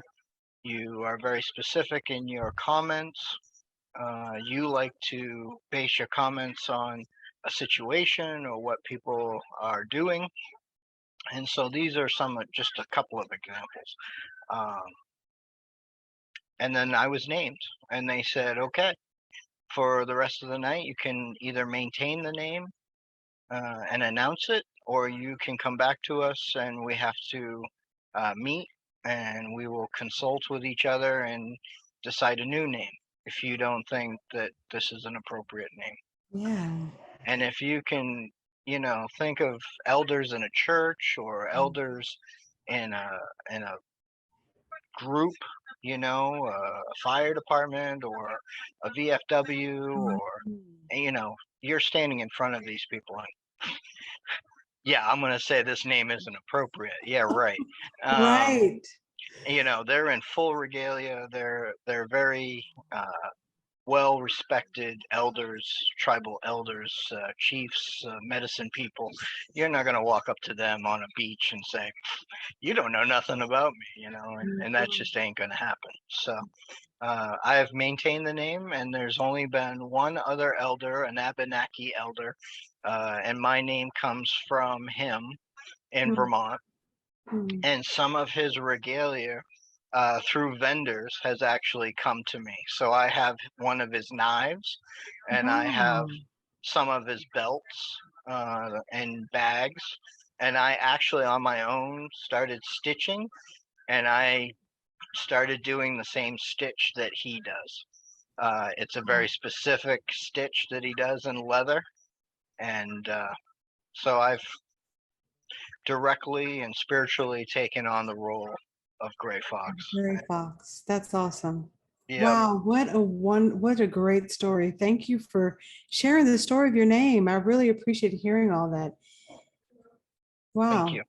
Yeah, my brain, I'm a visual person, so as you were talking, I literally imagined the beach and the regalia and you know what I mean? The whole setting and the honor of being named, right? And then when you said you didn't even realize they were watching you. Right, and being freaked out because someone sent for you. Like, oh my God, they sent for me. I must have done something wrong. And then find a group of people down there on the beach. Yes, yes. Wow, what a wonderful experience. Thank you for sharing that with us. Thank you for letting.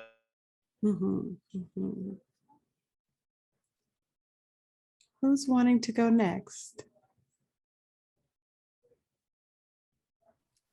I can go. I don't think I can hold a candle to that story. That was a beautiful personal story. Thank you so much for sharing it.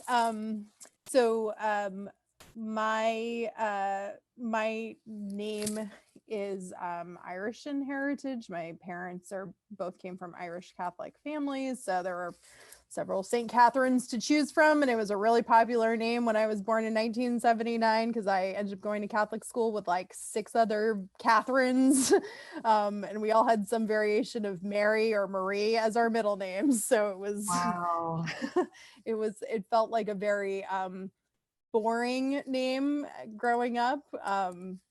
And it wasn't a name I liked that much as a kid because I felt like I was named just like everybody else, it seemed, in my class. But I identify as white. I identify ethnically as Irish and Portuguese American. My mom's side is pretty much 100% Irish, but my dad's side of the family is 50-50 Irish and Portuguese. Culturally, I identify as being part of a Judeo-Christian household. My husband's Jewish. I was obviously raised Catholic based on what I was describing before. So blending those cultures in our household is a very big priority for my husband and I. So we integrate a lot of both Jewish and Christian tradition in our household. We recognize the Jewish high holidays as well as Christian holidays.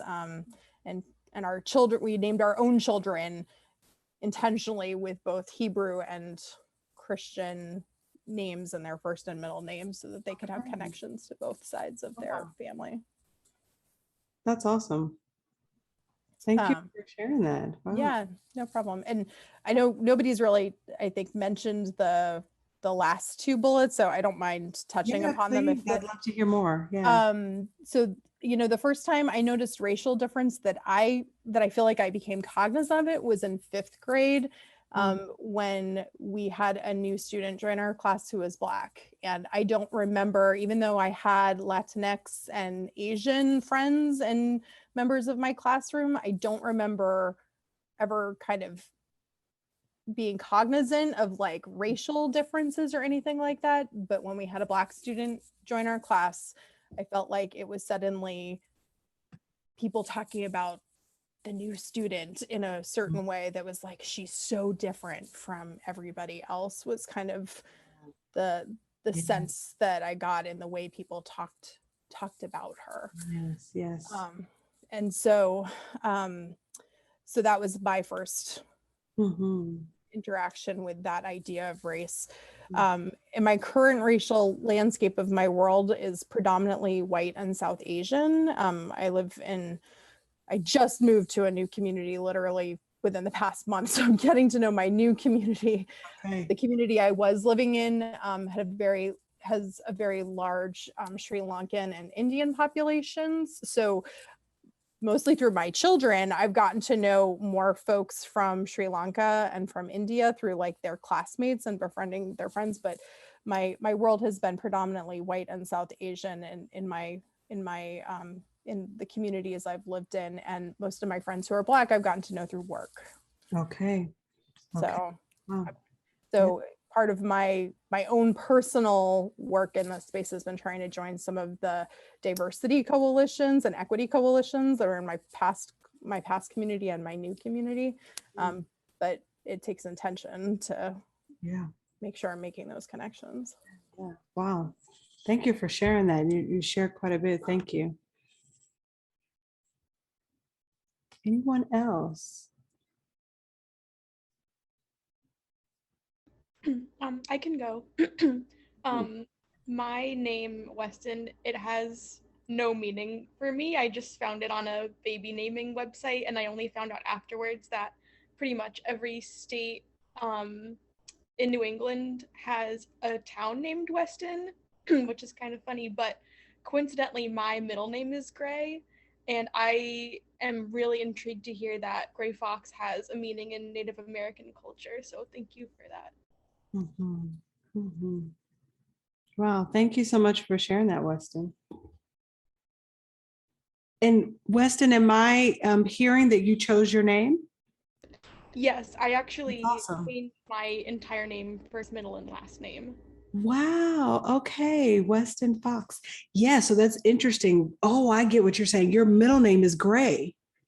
Yes. So I'm Weston Gray Fox. And then you just learned the meaning of Gray Fox. And that's awesome. Wow. Okay. Very cool. Very cool. Thank you for that.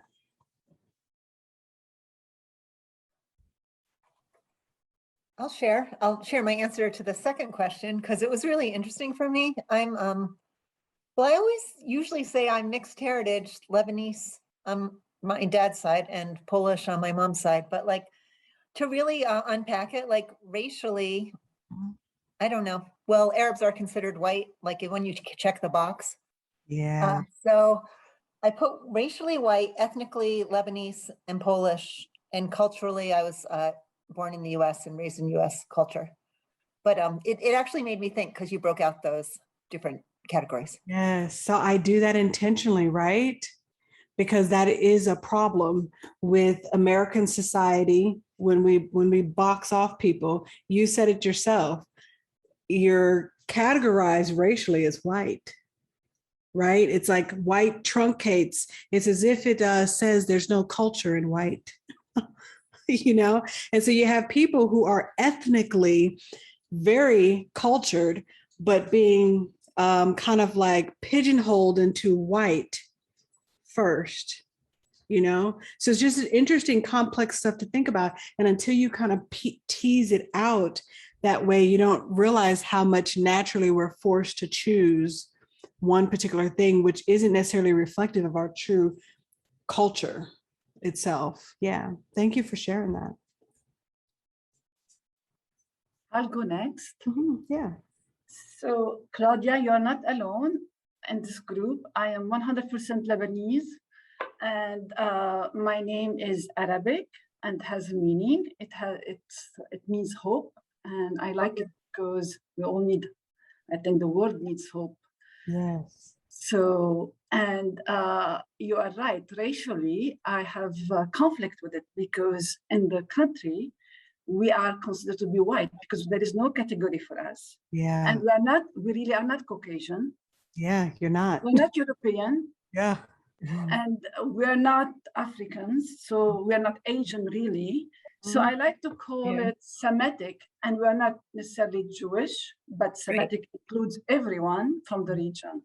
But people don't, if I say Semitic, I feel weird, like do people understand what I mean? They don't. They don't. So I don't say it. So I don't like to talk about race because I don't want to say I'm white. I don't feel comfortable saying what, I'm not brown, maybe. But so it always makes me uncomfortable when I'm asked this question because I'm not sure how to, and I don't want to sound controversial but ethnically, I would say I am Mediterranean, culturally kind of international, just because I came, I'm immigrant, and I go back home, and my husband is German, and I go back to Europe a lot because we have connections to Europe. And the way I socialize outside of work is with people who are like me,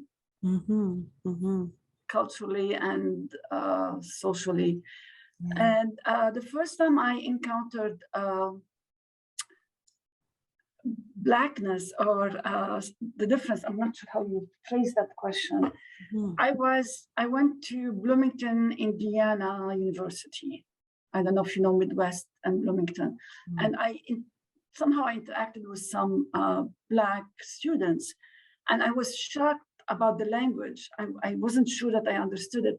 And I remember my aunt telling me, yes, she explained it to me, that there is different, not language, but yeah, maybe it's a language, it's vernacular.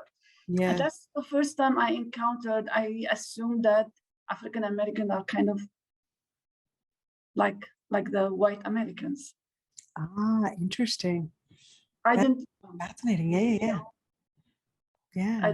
I mean, definitely they have the history of slavery and all of this, but I didn't realize the language part. Right. Yeah. Until I heard it and I was, confused about it. So, and the last question, I'm not sure about the last question. What was exactly the last? It was just asking, what's your landscape at work, home, or social activities? Well, I kind of answered it. I mean, at work, you mentioned. Yeah, work is, we work for the state, and we have many African American with us, colleagues and coworkers, and we are very diverse in our department. So that's a good thing. But outside of work, I have to say that people similar to me, my background. Yeah. Wow. Thank you for sharing that. You said so much. You said so much. I appreciate you. So here's what's interesting is sometimes the reason, I know you said you didn't want to be controversial or something like that. My deal is I feel like until we start actually talking and teasing this out, we're not able to show that the categories we place people in don't really make sense. Because just like you would say, I'm forced to choose the white box because that's what society tells me to choose, but I'm not white, And when you start looking at the other boxes, people say the same thing as what I was saying earlier, right? When you choose Black, and then, Hispanic, Asian, like there's just the boxes and what people have to choose and how often folks look at the boxes and don't see themselves. That's a part of the problem. And I think as we have more of these conversations, we can kind of push back and challenge some things that we don't really realize that we're doing by even our forms, by how we force people to identify themselves, So, wow, thank you for sharing that. You shared so much. I appreciate it. Let's see, who's next? I'll go next. Okay, all right. So I'll just kind of set the stage. I'm 13. I go away for the first time on my own to a conservation camp, and meet all kinds of new people. And I'm kind of away from that parental, overseeing. And I meet a boy, and his name is Brian. And I'm forbid to date anyone. That I'm not allowed. And Brian is a very nice young man, and we share a lot in common, and I really like him. So I come home and I tell my parents, and I'm afraid that I've met this boy named Brian. And Brian and I start writing, and I invite Brian to come to my home, and we go and we pick him up. And Brian was a sunshine kid that was here from New York, staying with a family. And Brian was Portuguese and Black. And I didn't see that. It still bothers me, but the first time I saw my parents and my family's reaction, I was more afraid of them being afraid that I had a boyfriend. Yeah. And I saw the racism in my family. It bothered me, it still does so much. Yeah. And the reason I share this is because it was such a powerful experience in my life that it had been so silent for so long. It had been passed on to me in some ways, and I didn't even realize it. Even know. And it's something that I have to check myself on Mm-hmm. because it did get passed on. But I came home and there was a boy and his name was Brian, and they didn't even think that he could be of another race. You know, it's just, and I didn't even mention it because it meant nothing to me. You know, I was more afraid of their reaction that I had met someone and decided that even though my parents forbade me to date someone, that I was going to correspond with this person because I valued him that much. Yeah. And then it continued as I brought him into my world and asked him to come meet my friends or things like that. It became a topic in one of my classes. And it was just a very, very, very eye-opening experience. And the reason I bring it up is because I didn't see it before that. And I was 13, which I'm, you know, I look back and think, but my uncle was Cambodian. I had Vietnamese friends. I had, you know, and no one had ever said anything to me. And I had never really noticed it, you know, and we always accepted my uncle and my cousins. And so it was a very, I guess, riveting. I'm still, apparently, I didn't expect to get emotional, a very riveting experience to see my family's reaction and to understand that I am a part of that culture. Whether I chose to be or not, and to have it then start to affect me because it changed my view of the world. Yeah. And how could it not? Yeah. Right. Wow, Jessica, thank you so much for stepping into that space of vulnerability and sharing that experience with us in this space. And it's a powerful story that happens so often, you know. And it's interesting, you know, the spaces when we see the kind of unspoken rules about race, ethnicity, and culture that really come to light. And most of the time it's via parenting, when a parent is now seeing their kid do something that they never taught them about. That's what happens, right? Because, you know, we're open-minded until you see your kid bring somebody who has a different religion home. Okay, a different ethnicity home, a different culture, and then all of a sudden it becomes, oh my God, I'm not ready to, or the parents are facing that reality of how deep and subconscious it was. These are the challenges that we have to do a better job of talking about, because just imagine, you know, like the residual effects of that sort of thing that occurs, you know. As an adult, as you move forward, because you said this is when you were 13.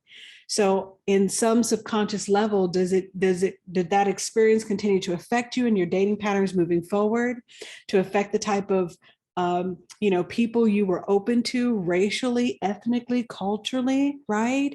And then as you have children yourself, how do you pass that down? How do you manage that too? And these are like such complex things to be thinking about. But they affect us in our everyday, you know? So thank you for sharing that, Jessica. I appreciate it.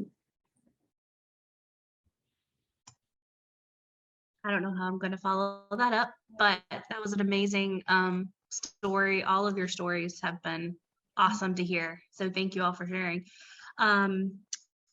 So my name is spelled incorrectly in my thought.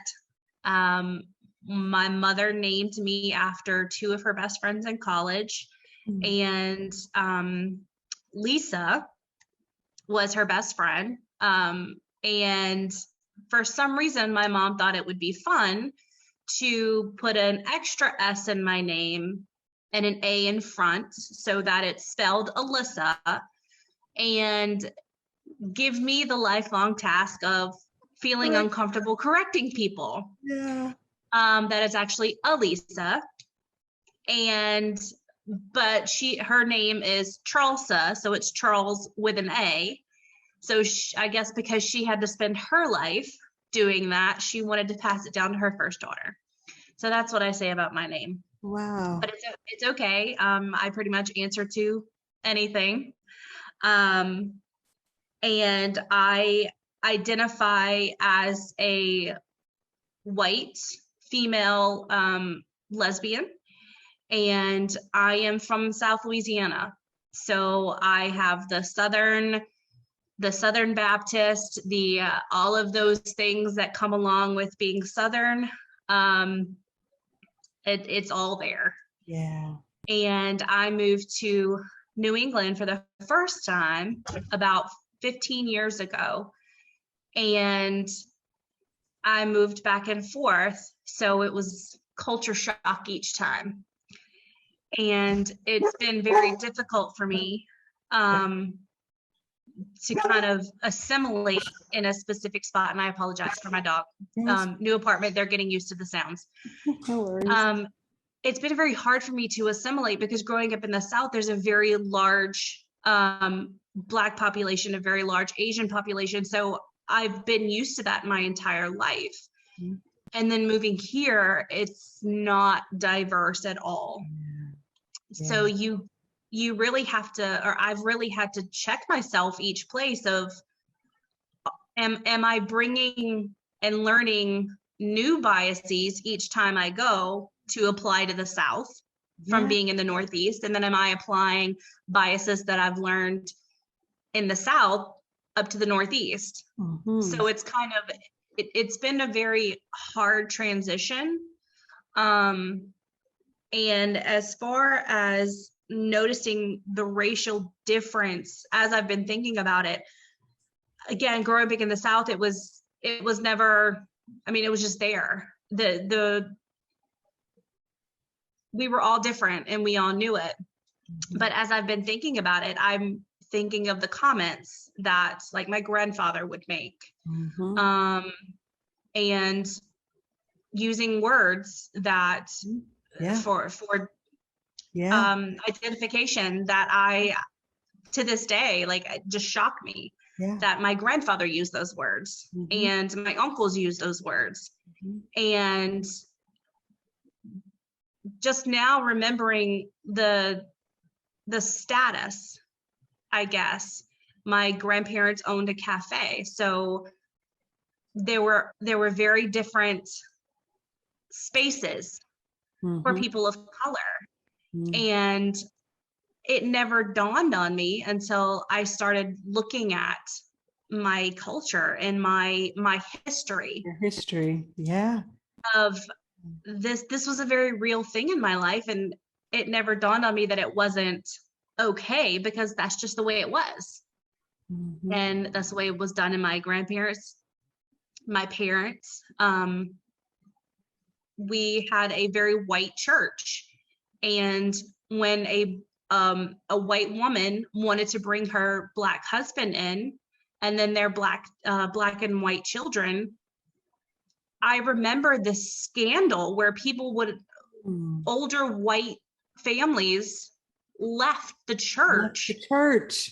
Jesus. Because like the contradiction of that, it's just so profound. Right? That's how deep stuff is.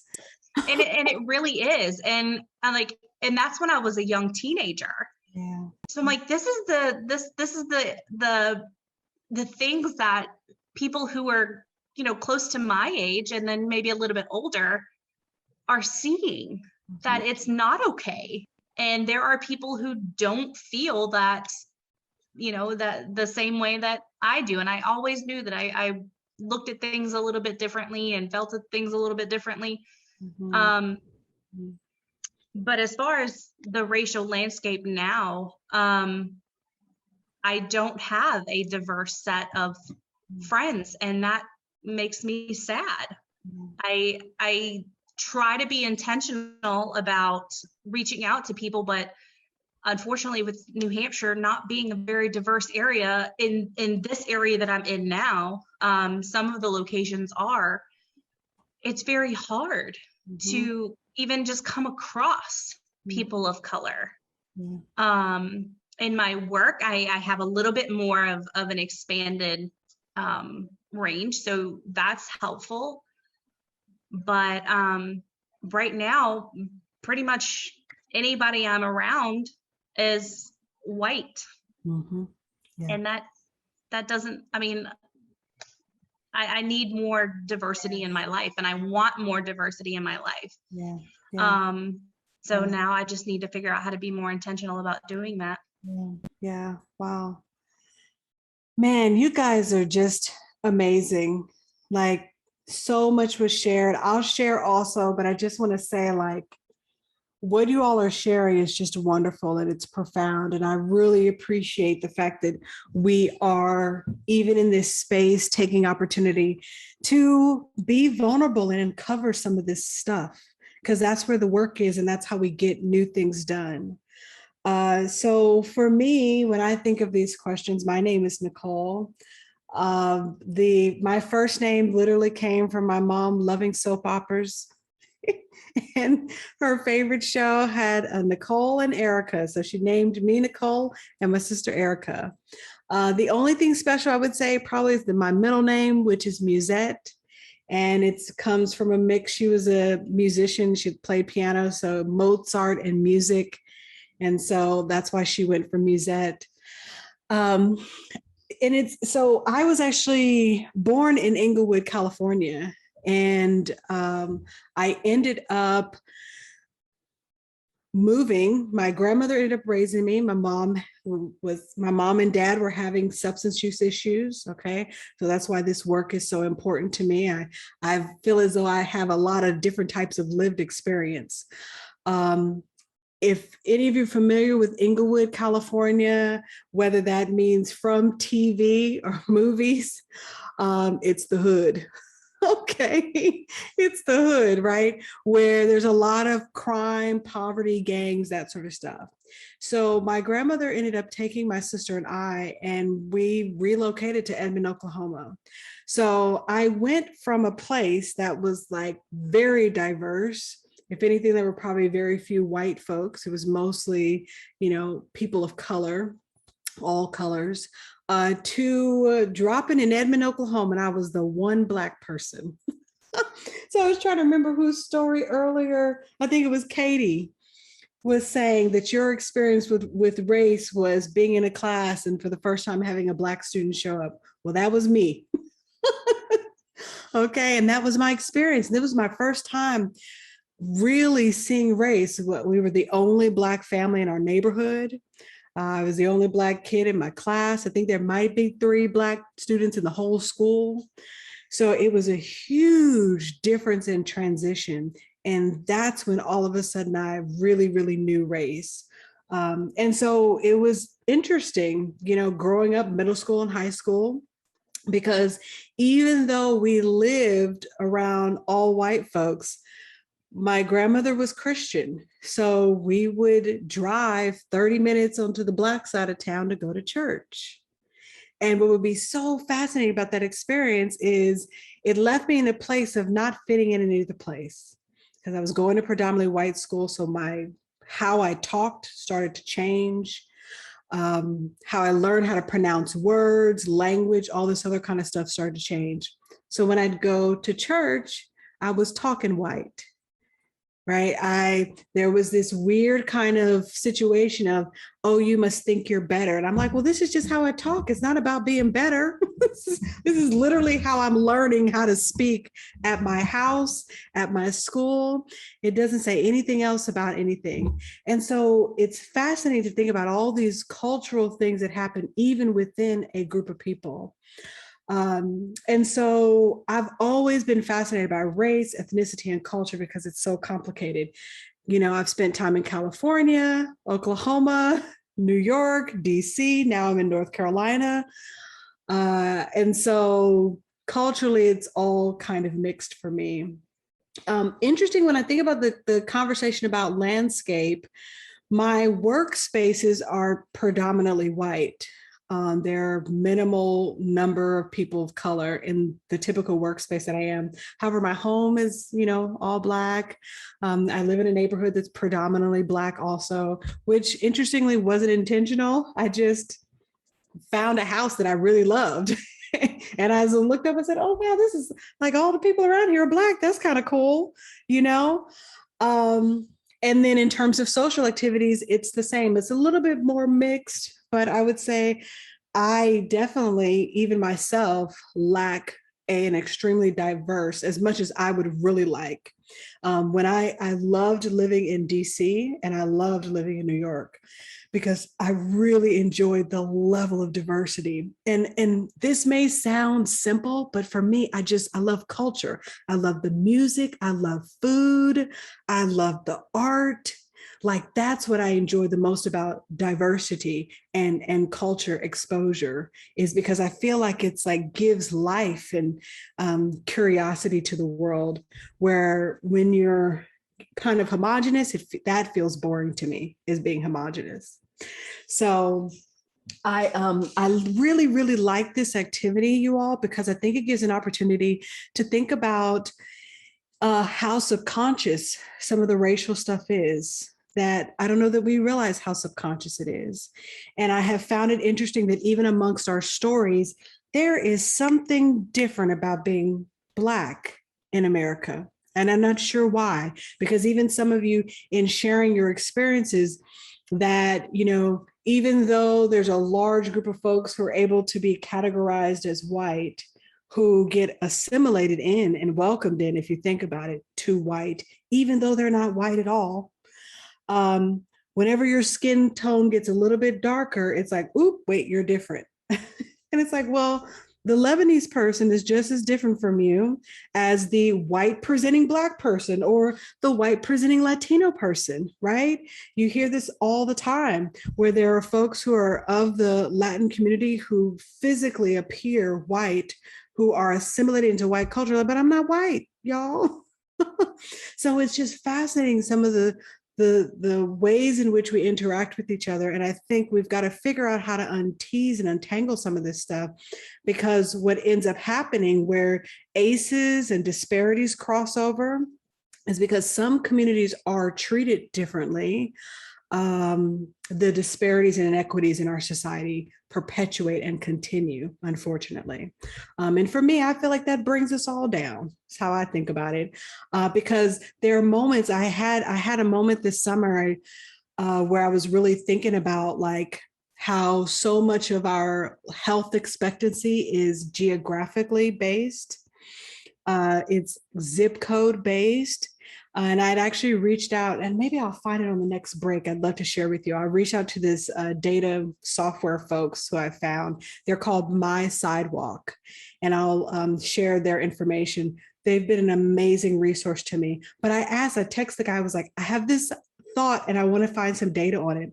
And he actually created a profile for me from the 1980s, because that's when I was born, is in the 80s, of the demographic and social economic difference between Inglewood, California and Edmond, Oklahoma. And it's just like the story of two cities, which happens so much in America, one place being very diverse ethnically, but having high poverty, high crime, all this other kind of stuff, which unfortunately, what happens, unless people actually understand what inequity is, you begin to tether the skin color of the people to the social inequality. And that's not the case at all, And so what I'm interested in is, how do we uncouple this stuff? Because a lot of times it makes it seem as if, you are of a particular race, then, oh, you're going to be poor, you're going to be violent, you're going to be all these other types of things that are not actually true for the majority of folks. And that there's a lot of systemic stuff that happens that keeps the poverty where it is, that keeps the resources where they are, and that some of that stuff is really intentional. There's a second layer of that, though, that happens sometimes within the race. And I'm thinking of my daughter's book, Sulwe. where it talks about a Black family, and one of their daughters is lighter and one of their daughters is darker.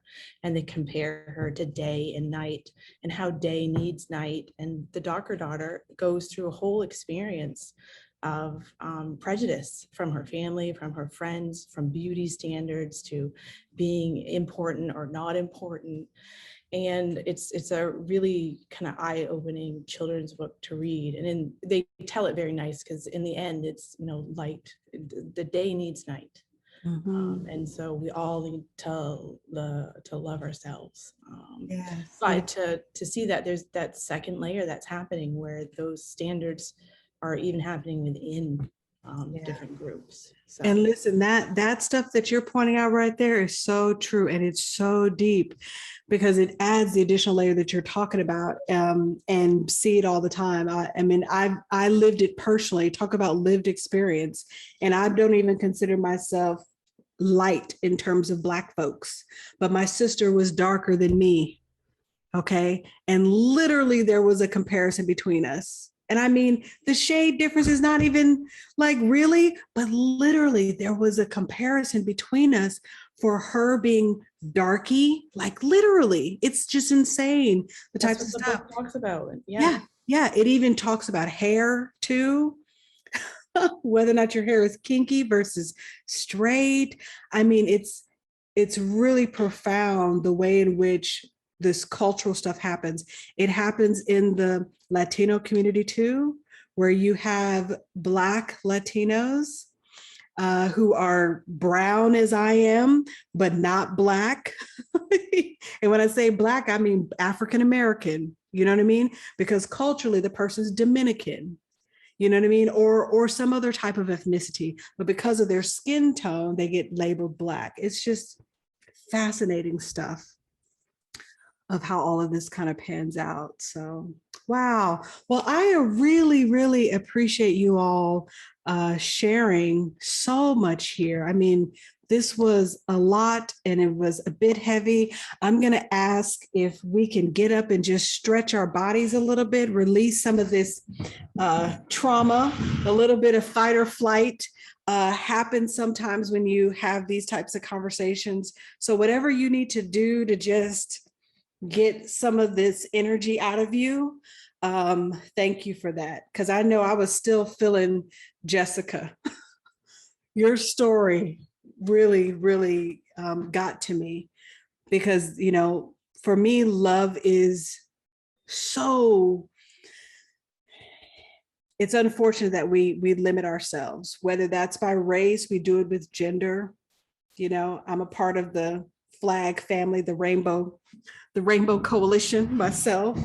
So I appreciated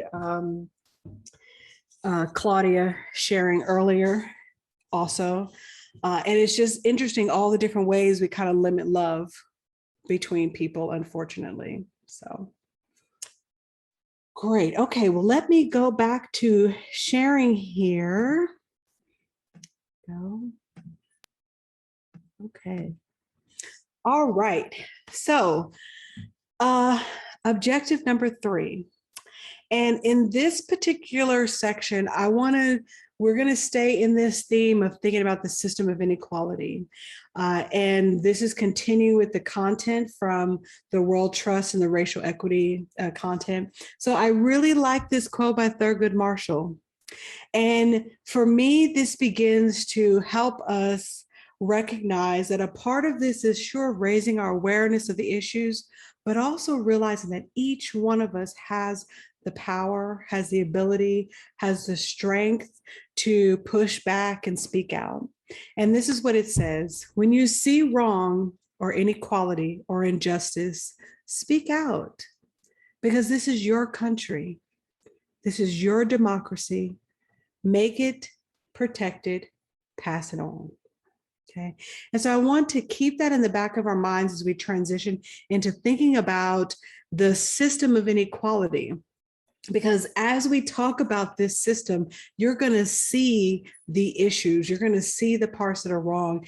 And my hope is that by the time we're done today, that we all have a little bit more courage and strength in us to speak up and to speak out and to push back, because as we each take ownership of doing that, we create change in our lives. We create change amongst the people who we interact with. So has anyone heard the term racialization before? I know I hadn't before I came across this curriculum.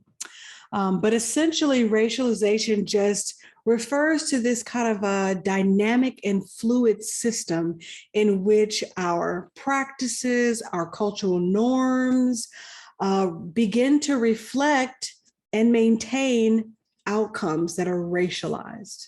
Okay. And so a part of what we want to begin to think about is the system of inequality and what is the purpose of a system, right? If you think about other types of systems like your circulatory system, your respiratory, your digestive system, the whole purpose of a system is to accomplish a job, to get a particular thing done. And so when you start thinking about the racialization of outcomes, you begin to see the systems that are in place and that they're built to kind of keep certain things going.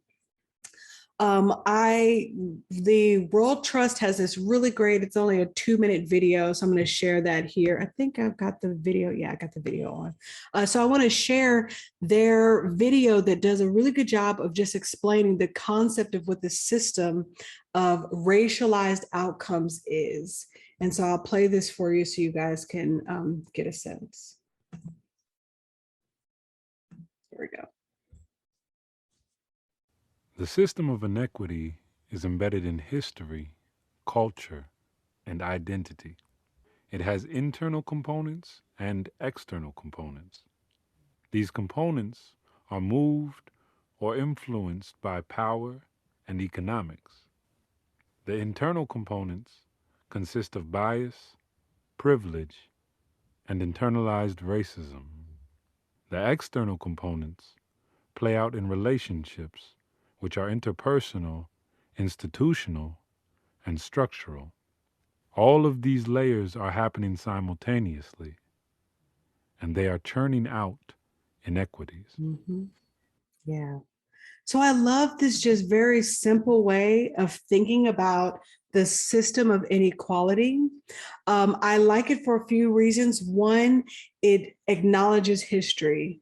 And I've been over the last year diving into history because what I didn't share is being raised in Edmond, Oklahoma meant that now that I'm older and I've learned this, it meant that the history that I was taught was strategically curated.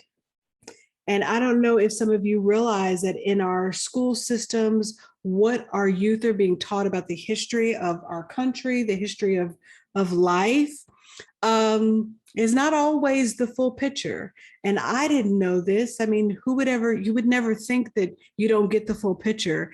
However, as an adult, as I've really dived into this space of racial equity and equity in general, the history of trauma, we talk about ACEs and needing to be trauma informed.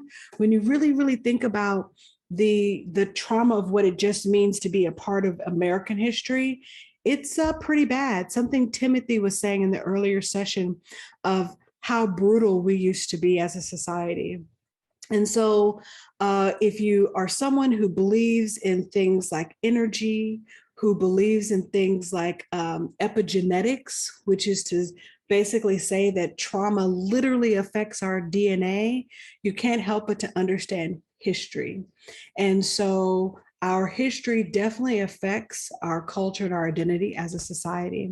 Now, in our time today, I'm going to focus primarily on the left side of this, of thinking about bias and privilege specifically, and how these two intertwine to create discrimination, to create inequality. And so again, I've been saying this whole time, like we as people, we make up institutions. So you have to begin to look at your own internal bias and privilege, because it's us people who are then a part of the external part, because we make up our organizations as a whole. So I want to talk about unconscious and implicit bias here, because I think it's a really, really important thing to consider. Unconsciously, we are always creating meaning all the time. You can't help it. We create meaning on everything. If you've ever had an experience or situation where you misunderstood someone, it's usually because you created a meaning that wasn't there for them. And so we can't help it. It's what makes us human.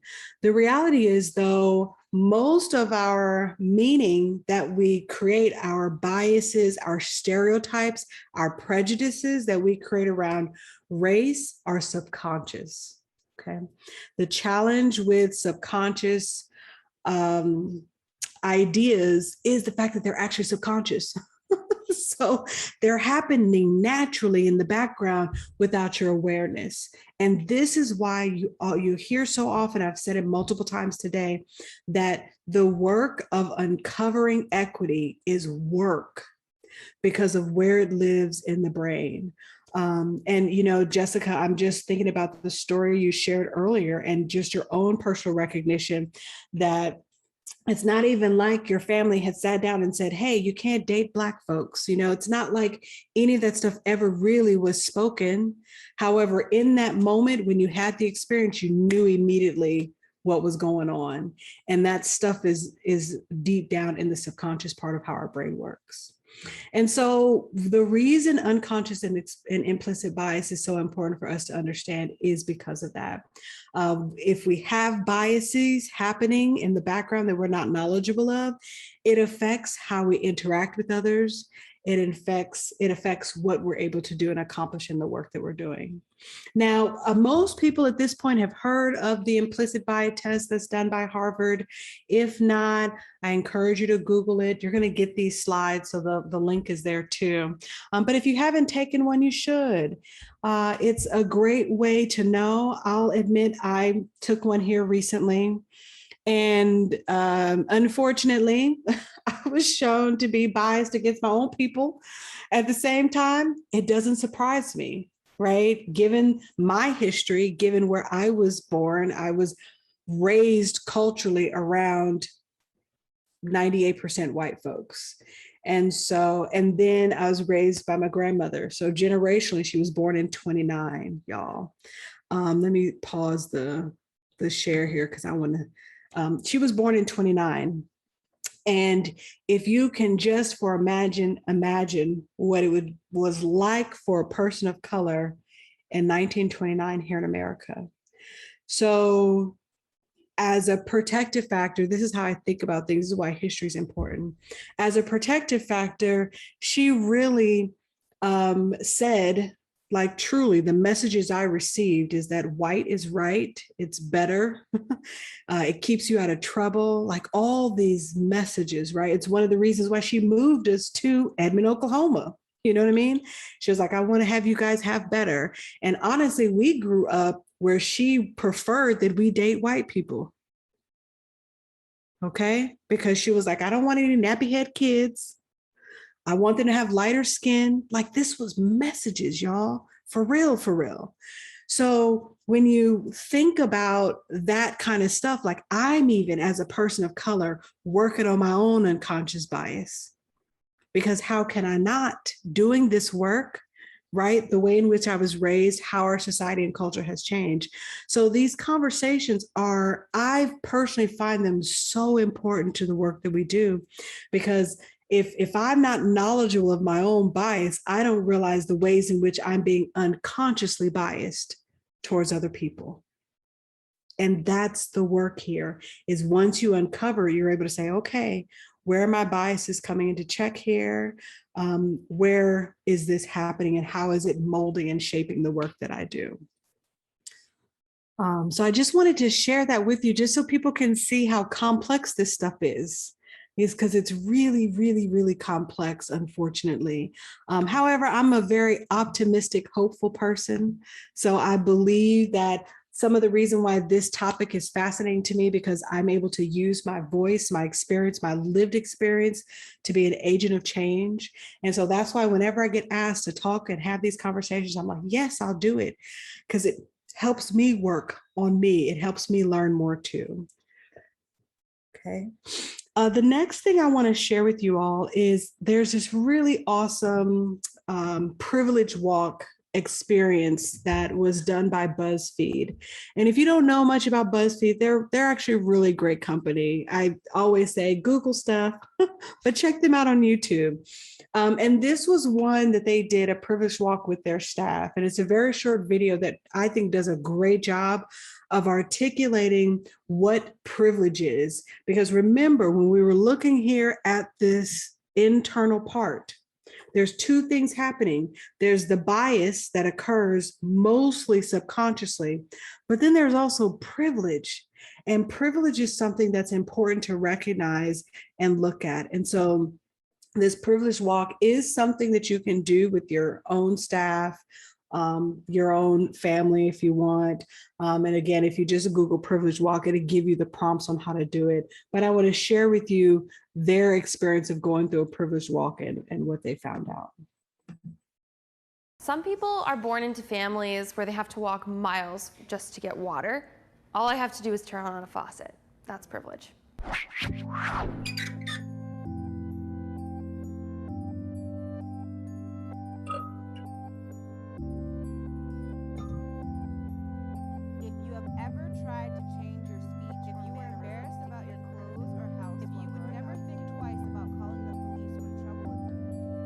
I think privilege is when some people have some things and other people don't have things. I feel privilege is something that you don't even really have control over. I think it'd be silly for me to say I don't have a fair amount of privilege, considering like the country I live in and the job I get to do and the college I was allowed to go to. I suppose being a white male will help me end up somewhere towards the front, but I'll take a few steps back from being gay. I don't think I'll make it to the front. I think I'll maybe be in the middle. That's just the gut feeling I have.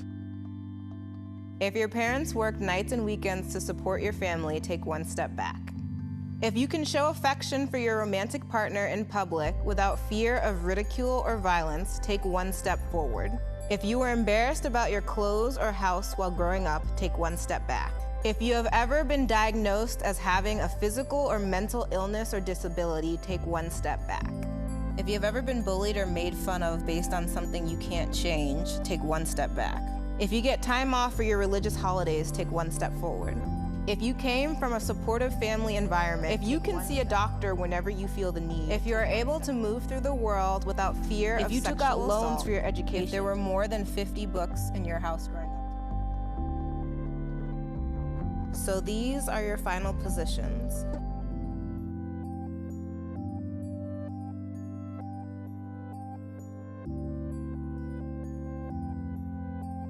I think it felt kind of strange for everyone. It's a hard thing to discuss or even reflect on. It was very awkward. I think when you can represent it so visually like this and so immediately, it definitely takes on a new form. I think we were like all joking around in the beginning. It was pretty lighthearted, and as soon as the questions started coming in, the mood shifted immediately, and we all it was just silent. Just looking back and seeing like a bunch of people behind you is not a good feeling. It's like weird how you want to like hold on to explaining a certain privilege, like, oh, but that's not actually me because like I had to work really hard for that. So it's weird to like take a step forward when you feel like you're taking a step forward with someone else, but you wear a lot of the baggage of like how those things were hard. It was like more emotional than I thought it would be. It reminded me of when they talk about slavery in high school and you feel like angry for a few days, but then you just realize like, this is how it is. For me, it was kind of frustrating almost to look back and see how much further some people were behind me, and realizing that, you know, a lot of that stuff, no amount of hard work or even legislation can make up that gap. It's interesting being an Asian American because you're not really sure where you fall on the spectrum of privilege. I know that for me, one of the reasons I ended up so far back was that there are questions around safety as an African American, as a woman, as a gay woman. There are just so many different ways that I don't feel safe. I feel like I just learned to be grateful for what you have.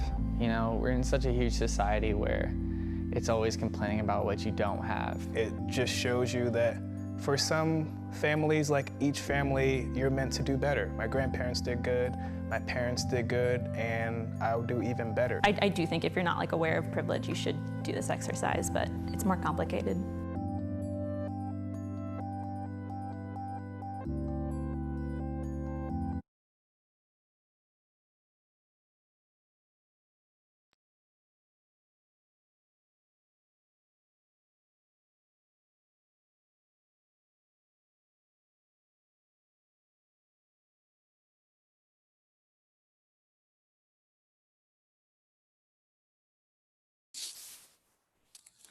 I'm not hearing you, Nicole, but I don't know if that's. Oh, sorry. Thank you. I was muted. I wasn't sure if it was my internet acting up again. So I was like, I asked a question, I took a sip of water and it was silent. I was like, dang, I lost them. Okay. No, I was asking, has anyone here done a privilege walk before?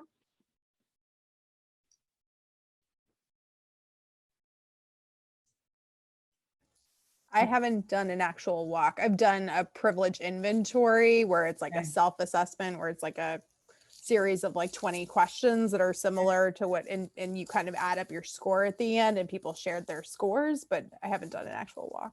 Okay. Okay. I'm curious, what were people's thoughts and reactions to that video?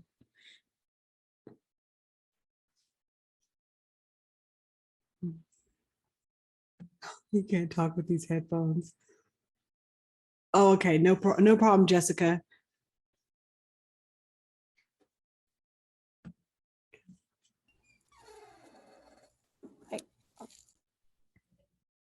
I think for me, I see that all the time, but in the end, having it spur the conversations about the higher level conversations of like nothing amount of X, Y, and Z is going to take care of that. It's really this interpersonal level that it needs to come down to. And then that can be brought, it's not a top down, it's a bottom up, I guess, in order to generate the change is what struck a chord with me. Yeah. I when the gentleman was saying, like, he looked back and he was like, there's no level of legislation or anything that can like bring that gap closer. And that was the part you're talking about. Yeah. It's an interesting thing to think about. For sure. And I would have been a person in the back. So I would have been looking at those individuals. And, for me, it's a constant reminder of like, I could be in that place, but I've had to come over so many other challenges that I'm not quite in the place I want to be in, and learning to be okay with that. That's something I had to learn in my lifetime. And yeah, so it is hard to see the people in the back and to know what they're going through. There's I guess a level of success sometimes that comes with being that person in the front. Yeah. And so for me, what is interesting about the privilege walk is the also recognition that where you are in the walk is truly of no fault of your own. So even when you're the person in the front, you didn't do anything special to get the privileges that you got, right? And the person in the back, the same sort of thing. That I think that's what people don't get. That's what makes privilege. It's not as if you earned it. It's not like rights are, it's privileges are things that are just gifted to you. And so I think it can be profound sometimes that there's this lack of recognition of the amount of privilege we have in general. And I say this all the time when I think about what did happen as a result of COVID-19 and the pandemic is it's a privilege to be able to work from home. It's a privilege to have the internet, to be able to engage people virtually. And then just thinking about like when we saw the level of inequality and inequity in our society by who was considered essential workers, who was given the privilege to work from home, okay? Right? Like I thought about that a lot because being in prevention, a lot of the communities that I work with, They weren't able to just like, oh, I get to take my work computer home and work from home. I was at Wake Forest. We were sent home early. March of 2020, we were sent to our homes. That's privilege, you guys. Because there's so many people who, because of their economic status in our society, still had to physically be out and be in factories and go places and do all the, and place themselves, frankly, at risk, right? So it's just interesting sometimes when you think about, even when we have social stuff like pandemics, health things like pandemics, that the inequity in our society becomes highlighted also.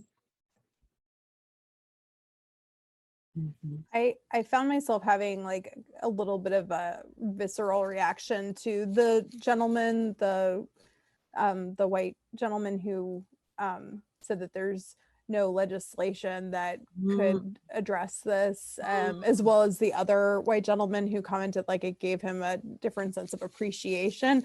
I mean, it was edited for time, I'm sure. So hopefully they took more introspection from the experience than just like appreciation and moving on. But like the idea that I agree with what Jessica was saying, that so much of what we have to do does start from bottom up, but we also, we've lost generations of people in this country to poverty and to poor housing and to the negative health impacts that we've been discussing today because of a lack of courage sometimes, and because of very intentional policy making, like redlining that intentionally separated people from each other.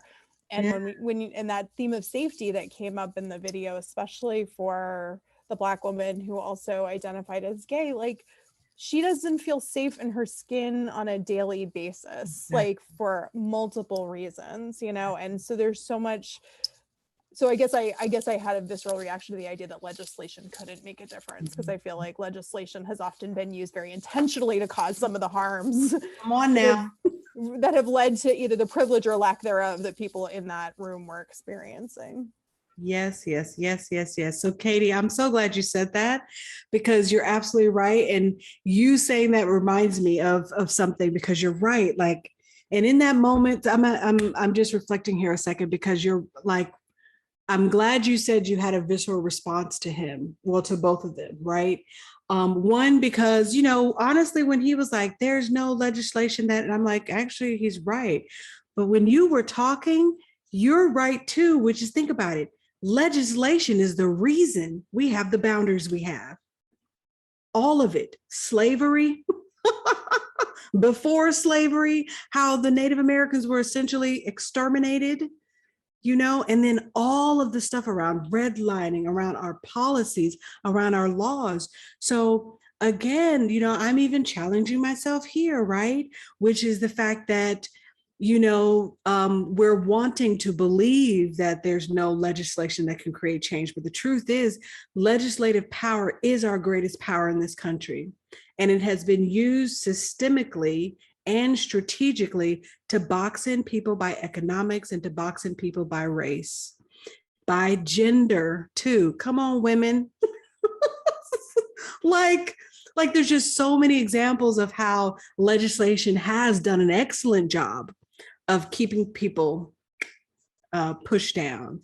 And so I think, you know, I'm hearing what Jessica said earlier, which is thinking about the fact that it starts from the grassroots. It starts from us. It starts from us having conversations like this, pushing back, really thinking about how do we undo the systemic stuff that placed these boundaries where they are right now, because it doesn't benefit us as a whole.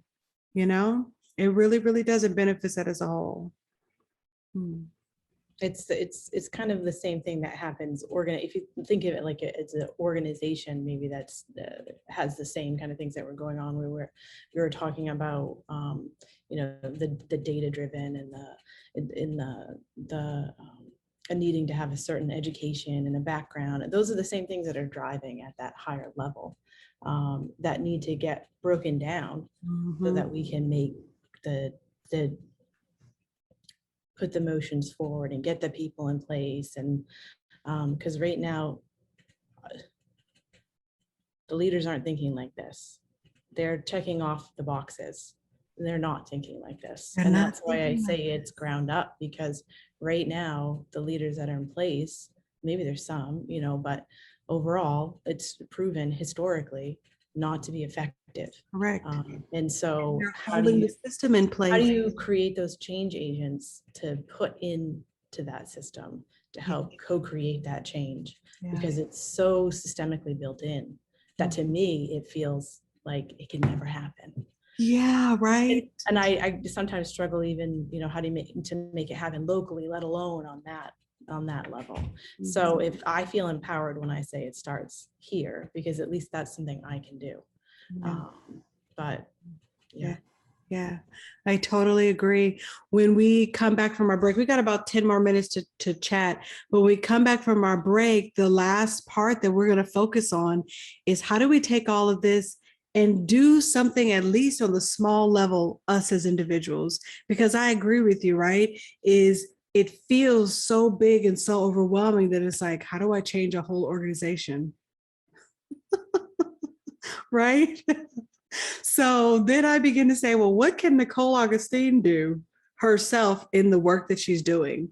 And that's why for me, because I do mostly like TA and training, I'm like, well, I need to learn everything I need to learn so that when people do hire me to do something, I'm the one in the room that's saying, okay, have you looked at the ACEs of your community? Have you looked at your data? How did you decide what community is going to receive your prevention service?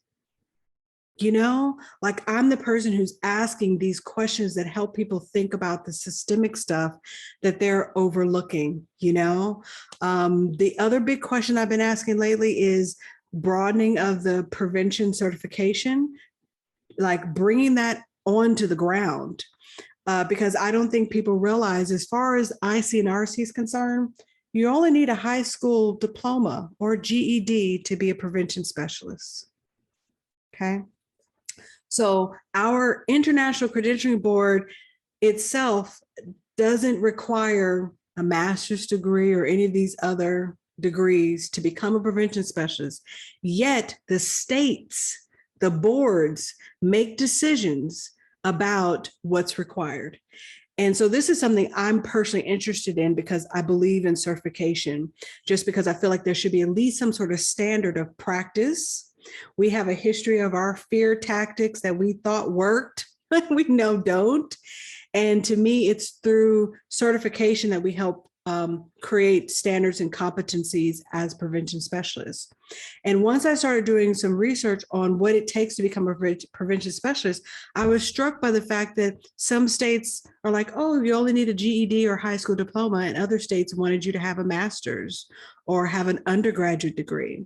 And I realized that because prevention doesn't have the same universal board like how doctors have or nurses, every state creates their own sort of requirements, if you will.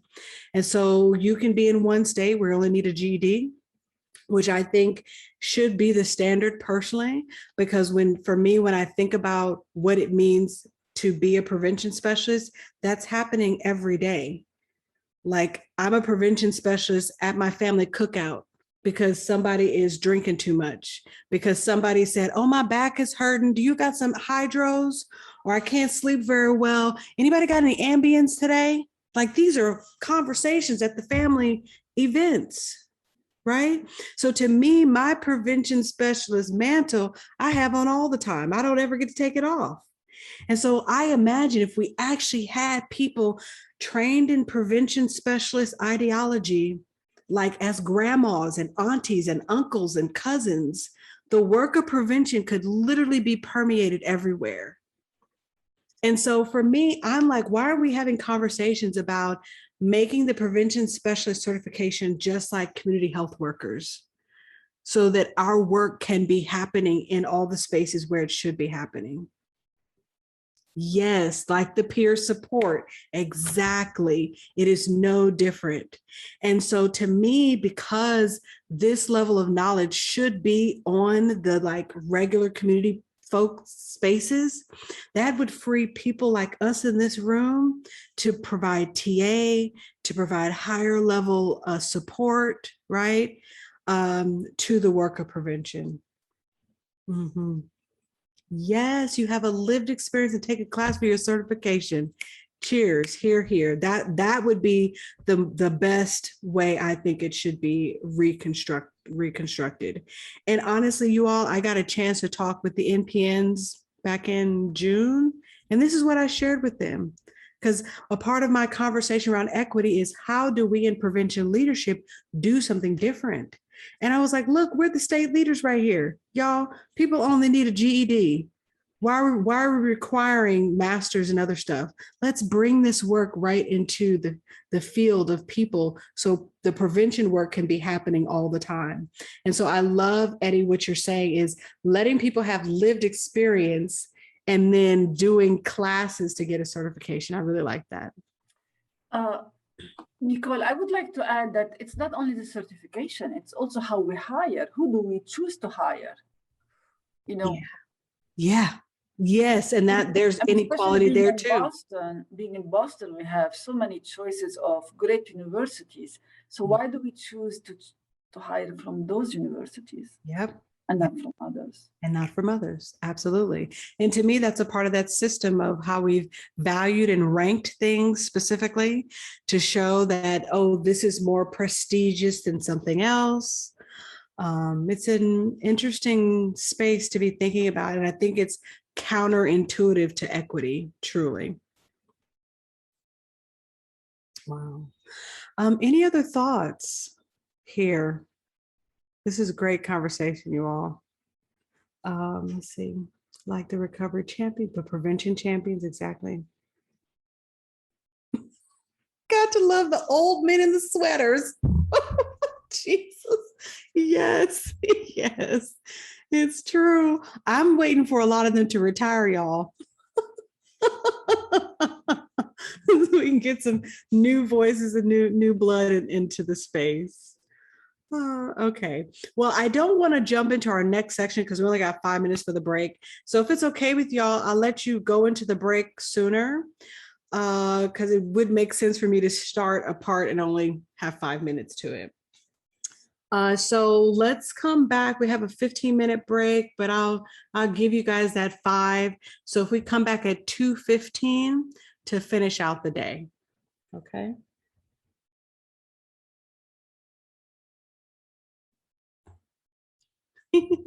Give y'all the extra 5. I'll see you guys back in a little bit. Okay, great. So looks like Jessica left us a message about the prevention domain video series. You know, I think Scott had mentioned that in his opening. So I will definitely check this out. Okay. Yeah, I'm gonna bookmark this and definitely check this out. So, all righty, y'all, we're in the home stretch. We got an hour and a half left together. It has been a real pleasure and treat, you know, working with you all and having such good conversation. So let me go back to screen sharing here. Here we go. Okay. And as I was saying, the final section that we're going to be focused on is the action plan. Now, I shared this quote earlier today in our morning session, and I share it again because this is truly kind of, for me, the next step is understanding that our knowledge has power through application. And so I'll read the quote.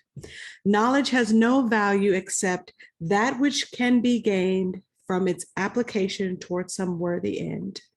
And I do believe, after all the conversation we've had, all the wonderful things we've talked about, that applying our knowledge to the application of reducing disparities and increasing equity is definitely a worthy cause and a worthy end. And so I hope in this last bit of time together that we're able to kind of explore what this means to actually address some of the inequity issues that are occurring in our community. I want to share a resource that I helped to create with PTTC Region 9 last year. And, you know, now that I think about this here, I'll share the link with you because it's multiple pages. I've pulled out just a couple action items specifically from this document that we're going to talk about as a group, but I really encourage folks to look at the document as a whole. And so I'll make sure, look, I forget how prepared I am, y'all. I was gonna say, I was like, I'll make sure I share the link with you, and I have it saved right here in my notes. So let me copy it and share it with you all. This gives you the full document, which has a total of, I believe, 5 specific recommendations. I'm really just gonna have us focus on 2 of them today of action items for really the things that we can do individually. And the 2 recommendations we're going to talk about is how do we mandate and measure health outcomes more effectively and truly use our needs assessment opportunity, our evaluation, our data work that we do to do a better job of uncovering inequality in the work, and then strategically placing our prevention services towards those things. So we're going to talk more about that one. And then I want to talk with you all as a group about how do we make understanding the health effects of structural inequity a required competency? Because I don't know about for most of you, but for me, this knowledge of this topic has never been required. These are things that I sought out myself or that I came across in going to other trainings, but I've not been in a situation where it's been mandated. So let's kind of talk a little bit about the first action item, which is how to look at health outcomes in a very strategic way. And so I want to kind of think about 2 main things. One, the recognition that racism is indeed a fundamental cause of differences in health outcomes. And a lot of times people may not recognize that that is being true.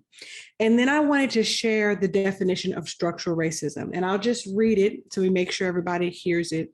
But it's a system in which public policies, institutional practices, cultural representations, and other norms work in various, often reinforcing ways to perpetuate racial group inequity. It has come about as a result of the way that historically accumulated white privilege, national values, and contemporary culture have interacted so as to preserve the gaps between white Americans and Americans of color. This is the most comprehensive definition of structural racism that I've ever seen. And I think it does a really good job of articulating how complex it is, how the fact that it involves public policies, institutional practices, any sort of norms that reinforce gaps in health outcomes. And so if we're going to get to a place where we're truly identifying and understanding the ways in which structural inequality affects our communities, we got to do a much better job of collecting our data. So I want to talk a minute about data collection as a group and really begin to think about amongst us in this room, how many of us collect data, how many of us are involved in any way with the types of data our organizations collect, and then is anyone actually looking at their data in a way that they think truly helps us figure out ACEs and helps us look at disparities? So I wanted to talk a bit amongst us about the degree to which we're collecting data effectively so we can actually see what the health disparities are in the communities that we serve. I'd be curious what folks are experiencing right now.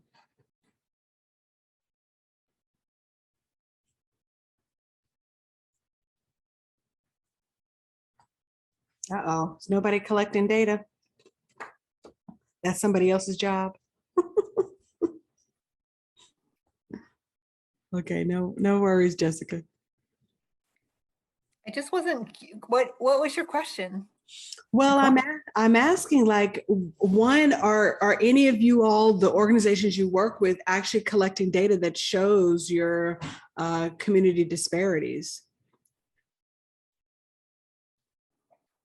Well, our YRBS, the statewide one, does, it does sort things out with LGBTQ and trans and, different things, but I don't know if that's what you mean. That's not like, that's like a statewide thing. That's a statewide, yes. So the trouble with statewide, right, is that it's too aggregated. So it's hard to determine, are these issues that are happening in my local community, Right. But it does, they, in Vermont recently, we've been, our data analysts have been doing data briefs on things like students of color and how their numbers compare, GLBT, how their numbers compare to the overall, and it really shows just what you're talking about today, the disparities. Those groups are really, have much higher use rates. That's true. That's true. So there's a term that people will use a lot called intersectionality. We love our buzzwords, y'all. So I like to mention them to make sure if you hear them, you know what they are. And it speaks to what Claudia is saying here, is that the reality is, when you don't look at race, there are inequities that occur based upon gender, based upon sexual orientation. Those inequalities occur in health outcomes. And then when you add the layer of race onto it, it drops it even more. So if you're Black and trans, right? If you are a female and Latino, right? And so thinking about how all of these different spaces intersect to where it creates even greater disparity and inequity in the communities that we serve. So this is basically my fellowship project with the PTTC. Oh, really? So I'm really excited that we're talking about data collection and subpopulations and making sure that we're examining those intersectionalities. Wow. It's something that we really, really need. I'm working on a survey that would be run through a program like SurveyMonkey, so that it's really easy for schools to give digitally, since most students are one-to-one device to student school at this point. But that way schools could add questions to be able to ask about given programs that they're running, to make sure that kids are using them or deciding how effective they are among these different intersectional populations. And I'm very excited about it. Yeah, thank you for sharing this. Like, now you've got me interested in what this fellowship program is. Because for me, without data, it makes it challenging to create policy change, to decide where to place resources, if we're not doing a good job of collecting data. And so one of the reason why one of the recommendations for how to truly show support of dealing with equity issues is by making sure we start with our data collection. Because if we're not gathering information about the communities we serve in a comprehensive way, how do we even know the disparities that are happening? How do we be strategic in planning where our prevention efforts go? I know in the places that I've worked, when I would go to schools and wonder, how did we get this school or this YMCA or this particular church? Like, why do we go to this one? And most of the time it's because, well, we always have. It was a partnership that developed years ago. We did a summer camp with them and we just kept doing it. And it's like, I think someone said earlier that we're so busy doing the prevention work that we don't take time to actually think about, are we doing the work in the right place? And that's been my question. Are we doing the work in the right place? And I would say we do the work in places that are convenient often, but they may not be the right place for sure. So I'm loving what you're describing, Jessica. And I think, did the other Jessica put Oh, the fellowship and the thank you, Jessica M. We've got two Jessicas today for placing that in the chat so other folks can learn about it. Now, is this a program that you all take fellows regularly, or how often do you all take new fellows? This is the first time that we've run this program. Oh, it's so new. This is our kind of our test run. But the fellows will launch their products this fall, and so we'll have about 6 products where it's just a variety you can see on the page, but they're paid to create these products and these tools. And I think, immediately after, we'll probably within months announce the next one for New England. Yeah. We'll be accepting applications again. So. Oh, great. Well, I'm glad you guys are taking on some of these challenging conversations and challenging work around our prevention practice. So I probably said this earlier, but I'm a data person. I love data. I think data creates and tells stories. And until we do a better job of collecting data, I think we'll continue to struggle with really understanding how disparities and inequity intersect with prevention practice. I would say that some of the challenge comes from the fact that understanding data is typically separated out to people of a certain educational status. Okay. And so even the ability to understand data is almost classist, if you will. We don't really teach about numbers and understanding numbers in the younger generation and in school, in like basic school. And so I think what happens a lot in prevention is the fact that a lot of us have never had an evaluation or statistics course. And those are way too complicated and too high level for really understanding anything. And that's a challenge because data is power, numbers are power. And I'm seeing Eddie kind of mention here that, yeah, things are restricted to stats and bachelor degree and higher, which is a part of the problem. And so if a part of the prevention mission is to empower communities towards change, but yet we don't have a way for communities to understand data so that they themselves can be a part of the change, there's a gap there.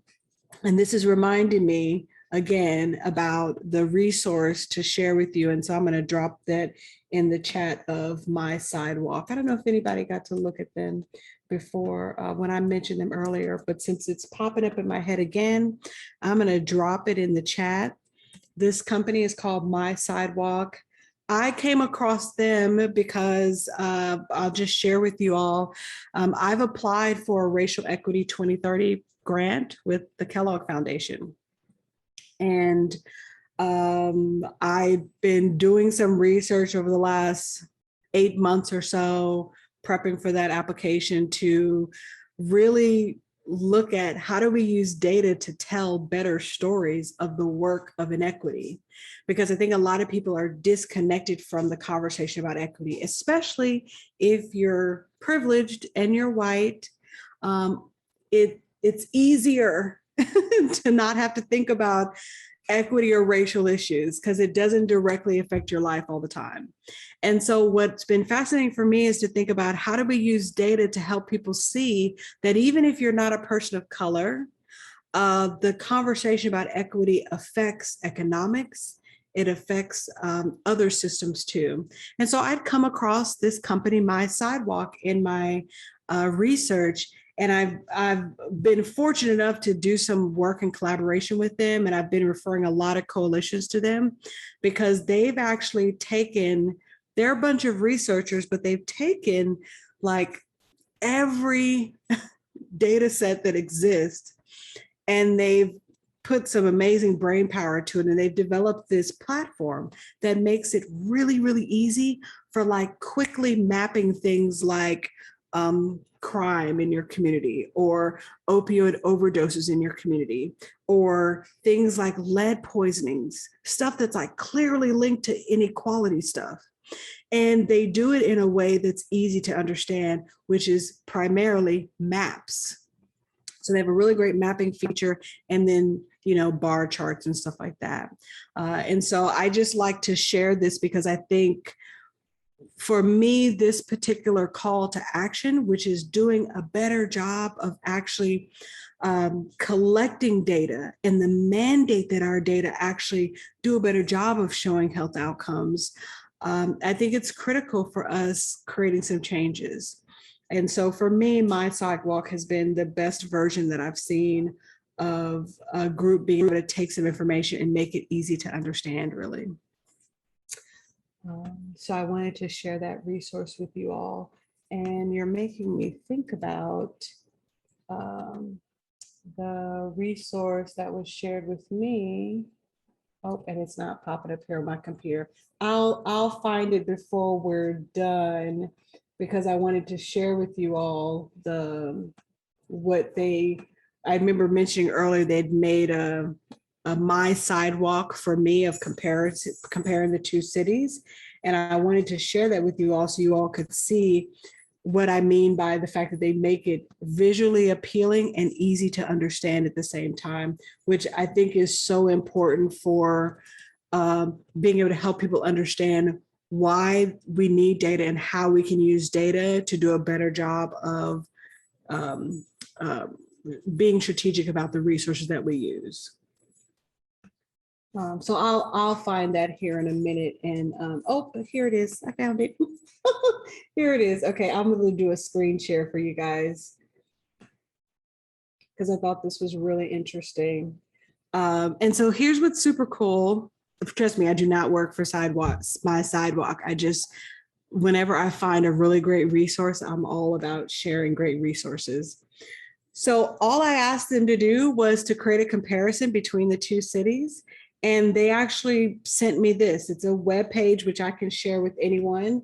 And actually what I'll do, because I'm all about sharing, I'm going to drop the link in the chat so you all can look at it too. And this is a resource they provide to coalitions. It's all based upon the social determinants of health. So they added some extra stuff in here for me, but I wanted to show you all like visually how they lay out things. So here is people of color, POC is people of color. And if you notice right here on this left side, on this right side here, Edmond, Oklahoma, people of color, 24.6%, whereas Inglewood, where I came from, 95.5. So when I tell you all, I literally completely changed communities, environments, this data just really began to like prove to me exactly my experience, which I went from being around mostly people of color to a place where I was 25% of the entire population. So visually or numerically showing that difference. If we go down here, this is poverty, level of poverty, okay? You see these numbers, so ratio of low income population in Inglewood is 40%, whereas Inglewood was 22. I mean, Edmond was 22, Inglewood was 40, Edmond was 22. And so again, just visually, and for me, it's how they do the numbers, right? They gave me a map here of the distribution of low income folks across the map. This map here is showing Inglewood, California. The lighter color means less poverty. And if you look at Inglewood as a whole, it has not as many light colors. There's quite a few dark areas here, which is just showing there's a large population of folks who are low income in Inglewood, California. And then they put some other stuff in here. But I was just showing you all, where was this one I found interesting, educational attainment. Okay, so there's a lot of, I'll zoom in here.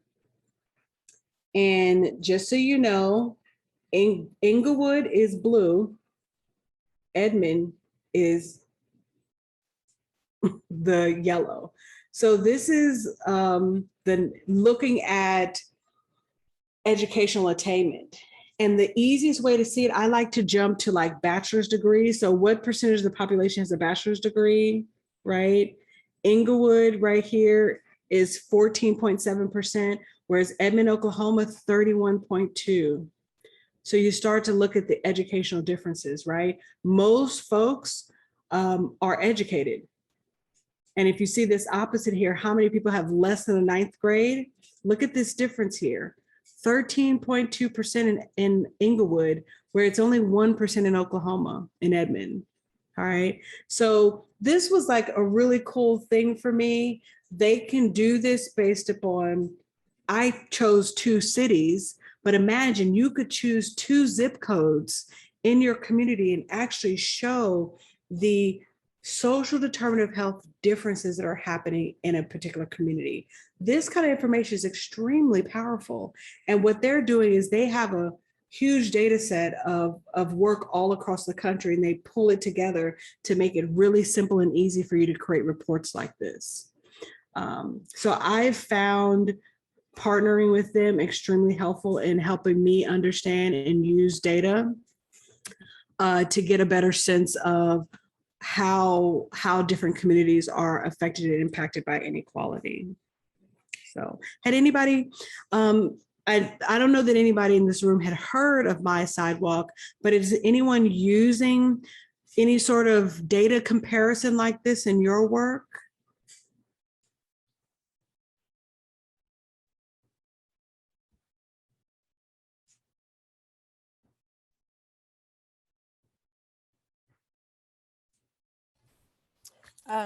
The municipality that I work for is engaging in an equity process right now. And I'm on the team for our municipality that's doing it. So we're just in the stages of actually identifying data that we want to collect, which is why I'm actually really excited to check out the site. So we've just started to like look at census data, and I'm assuming that that's where a lot of this data on My Sidewalk is coming from, the census. But this looks like it does a lot of the work for you in terms of being able to like really depict the data, which is really helpful. So I'm excited to share this with my team. Yeah, so that's their strength. They've worked with data visualization folks. That's what they do different. They take all of the raw data. I think they have over 35 databases you can choose from. So it includes any national surveys from any of the governmental agencies. And then what's really cool about their platform is if you have your own data, you can add your data in too. And they'll integrate your data into their system so you can create the same sort of charts. And I mean, their system gets so specific that you can do comparisons by census tract, which is really nice. So I've not seen someone lay it out in a way that makes it a little bit easier to see and understand. Eddie, I think I saw your question. You were saying, how do they get the numbers? Would you mind saying a little bit more, or wait, oh, he might be.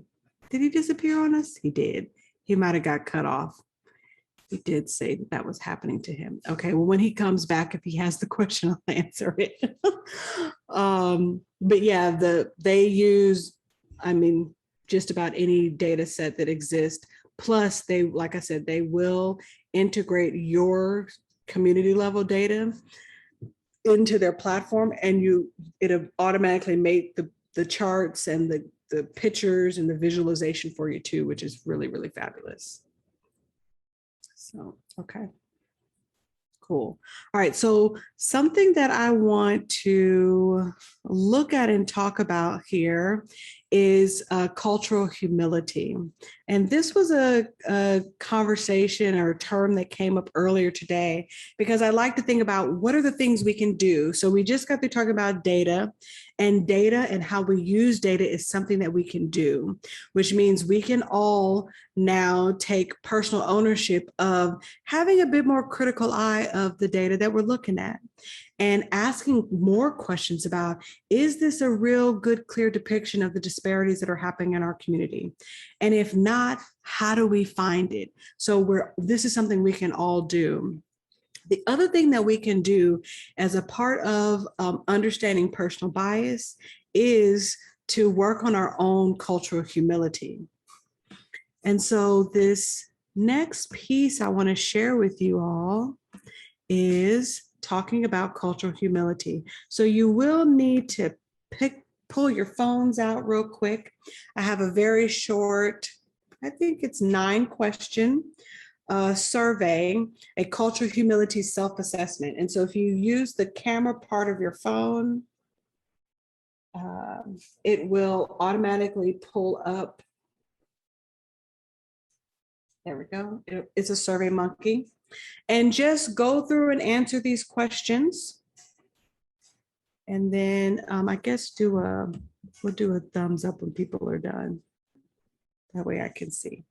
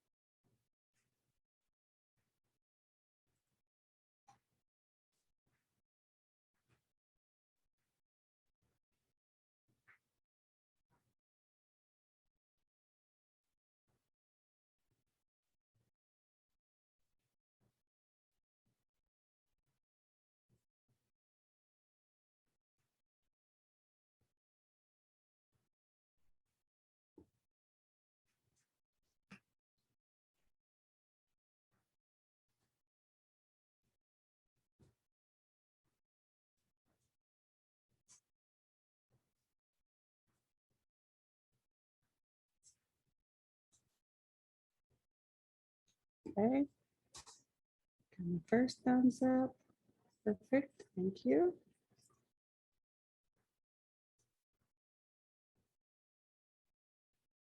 Okay, thank you. Thank you. Great. And just a couple more minutes.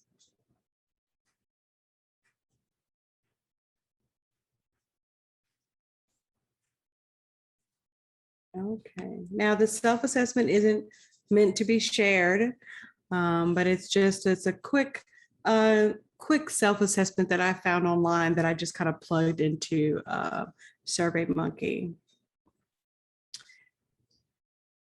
Okay, perfect. So hopefully everyone's gotten a chance to kind of do the self-assessment and just get a sense of what is all included in cultural humility. And so I have a short TED Talk that I want to share with you all about cultural humility. And then what I want to share with you are 5 ways that we can improve our own cultural intelligence. And hopefully these 5 strategies will be things that you all can find helpful and able to implement in your own personal practice in life. So, here we go. So we'll take a listen at this cultural humility talk here on TED. I love TED Talks. I think they do a great job of describing complex ideas in a short amount of time. You don't need an hour to do it. That's why I like TED Talks.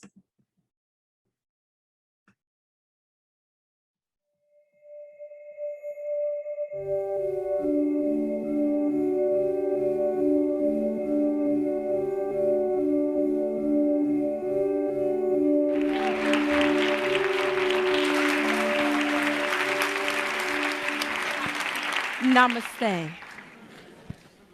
Perhaps you are wondering why I just greeted you with a bow, a curtsy, and a namaste welcome. As many are aware, in other countries, cultures, and social engagements, these gestures would be accepted and even expected when meeting someone or ending an encounter. The bow, used in East Asian countries such as China, Japan, and Thailand, is often commonly used at the beginning and ending of a martial arts competition. The curtsy would be the appropriate gesture if a lady had the opportunity to meet the Queen of England. And also for dancers, to say thank you to an audience at the end of their performance. The Namaste welcome is used in the Hindu culture and religion, and also at the end of a common yoga class. And it literally translates to the divine in me bows to the divine in you. These gestures highlight the concept of humility, literally being able to bow to the culture, persona, and the position of someone else. Yet for many of us, Americans that is, we would struggle with the concept of humbling ourselves. We would not go as far as to say, I'm superior, but we definitely don't believe that we're less than. So it begs the question that if I humble myself, am I by default saying that I'm less than or giving power to someone else? Allow me to offer you a counter perspective this evening. Let's think about the physical posture of being able to bow and curtsy. It actually takes physical strength in one's back and knees to be able to do such. Even for me, I would have to have a good weather day, not including today, where the twins, good old Arthur and Rytus, don't bother me to be able to do a proper curtsy. Thus, to yield to the concept of cultural humility means that you are so self-aware that it's okay to have the introduction of another culture, someone else's viewpoint, because you're going to be grounded in who you are. In retrospect, I find that I had one of my greatest humility experiences during my senior year of high school, the spring of 1992. I know I don't look that old. Anyway, so I was attending the Indiana Academy for Mathematics, Science, and Humanities. This is a special boarding school for academically gifted juniors and seniors. And due to our advanced curriculum and our college prep focus, we were offered foreign language courses not typical to high schools at that time, such as Russian, German, Japanese, and Chinese. Me being who I am, I figured if a quarter of the world was speaking Chinese, I needed to be in the majority.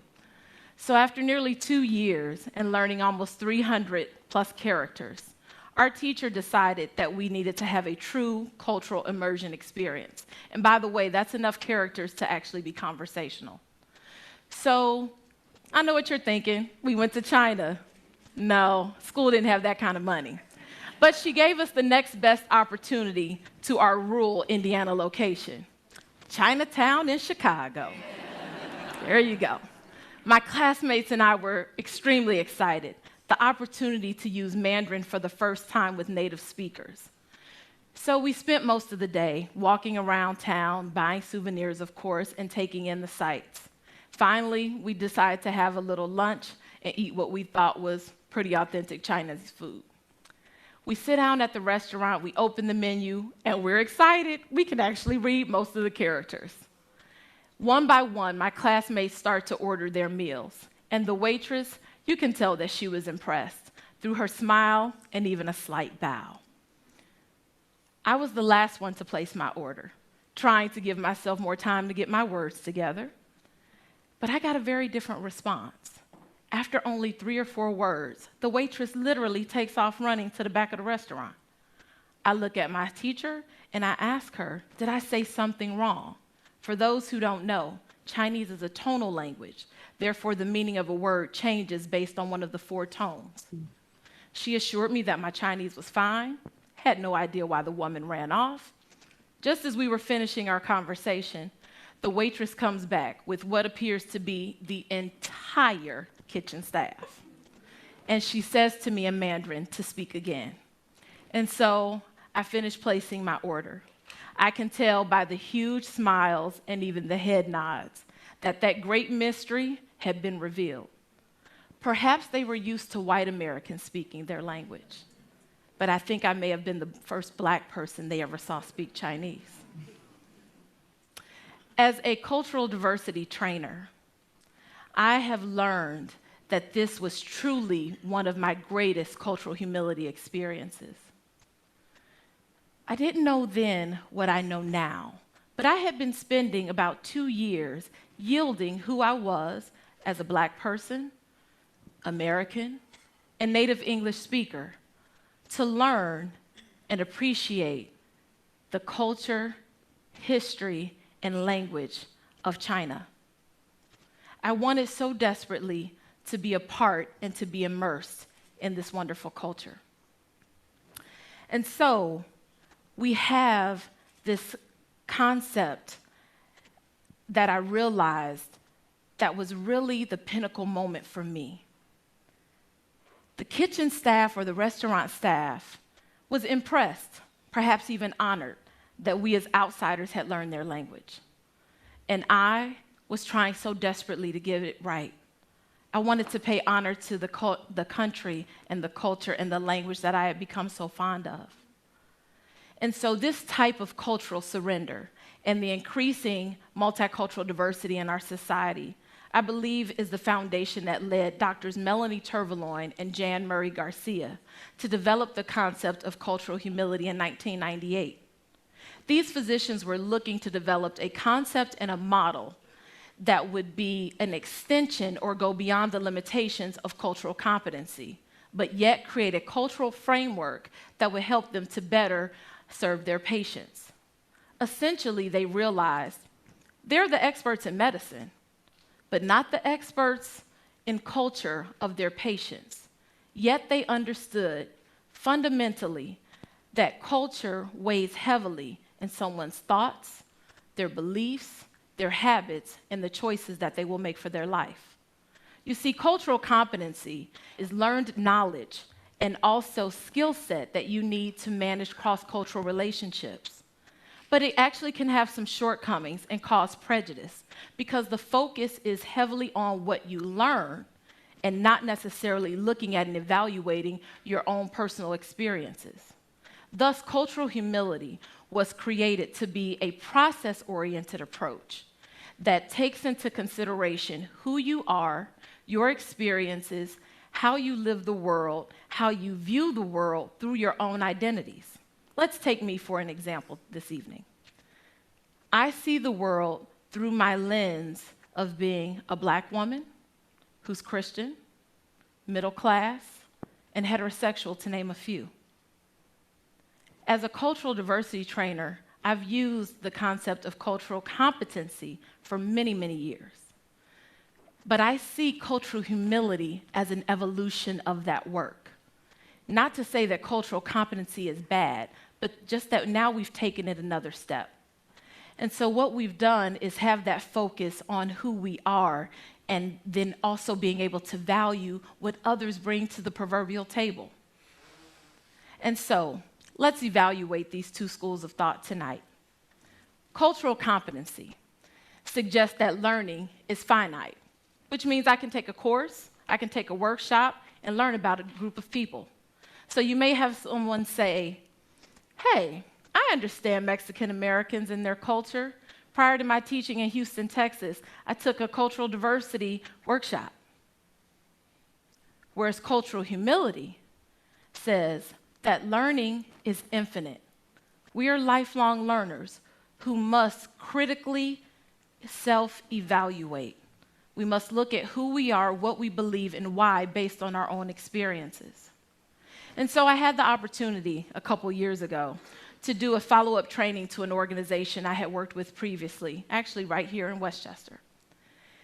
And at these day-long retreats, you know, we normally have food, nice little potluck, everybody brings something. And so there was a gentleman who brought a dish, which I fell in love with. I think I probably had 2 plates anyway. So, and what happened, I saw him and I said, hey, did your wife make that dish that she made the last time? Y'all already know, see? He said, my wife didn't make that, I did. And I thought, oh my goodness, how have I slipped into this gender norm? I immediately apologized, and then I used it as a teachable moment for our training session. But this is why it is so important to critically reflect and constantly self-evaluate. Even for me as a trainer, what happened? I was so influenced by social norms that I slipped right into one myself, even when I know what is culturally inappropriate. Number 2, cultural competency says that is concerned with book and learned knowledge, and that has power, which would mean that my certification as a diversity trainer takes precedence over my entire life experience of working with diverse cultures. Cultural humility, on the other hand, seeks to fix and challenge those power imbalances, recognizing, yes, who you are, but that we have to see everyone as a complex, multidimensional being who brings to the table their experiences, their culture, and their heritage. And this is demonstrated in the formation of a pearl. So you have a little granule of sand who loses its way from its friends, ends up slipping into an oyster. It's all of a sudden afraid and scared. This is a big foreign place, and I don't know where my people are. The oyster is saying, hey, what's going on? You're in there moving around, and I'm starting to itch. So it does what I call the shimmy shake, and it starts to release its nectar. This has 2 purposes. 1, it coats that granule of sand, providing a tight covering, making it feel a little bit more secure in this big foreign place. But it also stops the irritation because it no longer feels the little granule of sand moving around. And so essentially what happens is the oyster and the sand, they learn how to coexist. They share their power, and they create something of beauty, a pearl. Finally, cultural competency is concerned with self-advocacy, where we might have a woman, for instance, who uses her personal connections to help elevate her career, instead of using the resources before her to help all of the women in her organization to collectively break the glass ceiling. Cultural humility then says, no, we want you to aspire to have partnerships so that you can learn about not only a group of people, but to be able to advocate for them as well, realizing that we do not live in this diverse world alone and that we need everybody to be there. And so we saw this recently in the last couple of months with all of the instances of devastation. We had the hurricanes that plagued Houston, Miami, the Caribbean, and Puerto Rico, leaving thousands in waist-deep waters. No power, completely destroyed homes and all of their material possessions. Then you'll remember the hundreds of people running for their lives when all they were trying to do was enjoy a concert in Las Vegas. Or the complete neighborhoods burned down, leaving thousands homeless in Northern California. And even this week, a small Baptist church in Texas, a mass shooting, leaving 26 dead. Some of you right now are fighting back the tears and the overwhelming sense of emotion, even as we recall these events. But one thing that I want you to see and remember was all the images on television and in the social media of people doing whatever it took to save someone else. In those moments, their race, ethnicity, socioeconomic status, political affiliation, and religion did not matter. It was the humanity of man that shined bright and caused someone to risk their life for someone else. There's even an image that stands very close in my mind that I love, and it's of an older white woman's face being held in the hands of a Black woman. And I would like to think that she's saying to her, we will get through this together. And so you see, I offer you the opportunity to take the road to cultural humility, to position yourself and humble yourself so that you can learn best from others. As you do this, I hope that you will do the 3 things that we talked about. That you will, 1, consider that learning is a lifelong process. Take your seat in that classroom. Be willing to learn from one another while sharing of yourself. I hope that you will do whatever is possible and in your power to shift and challenge those power imbalances in a way that allows us to live communally together in our diverse society. And then finally, to be able to advocate and partner with others in a way that we charge our systems and institutions to level the playing field so that equity becomes the norm and humanity is our most important identity. Namaste.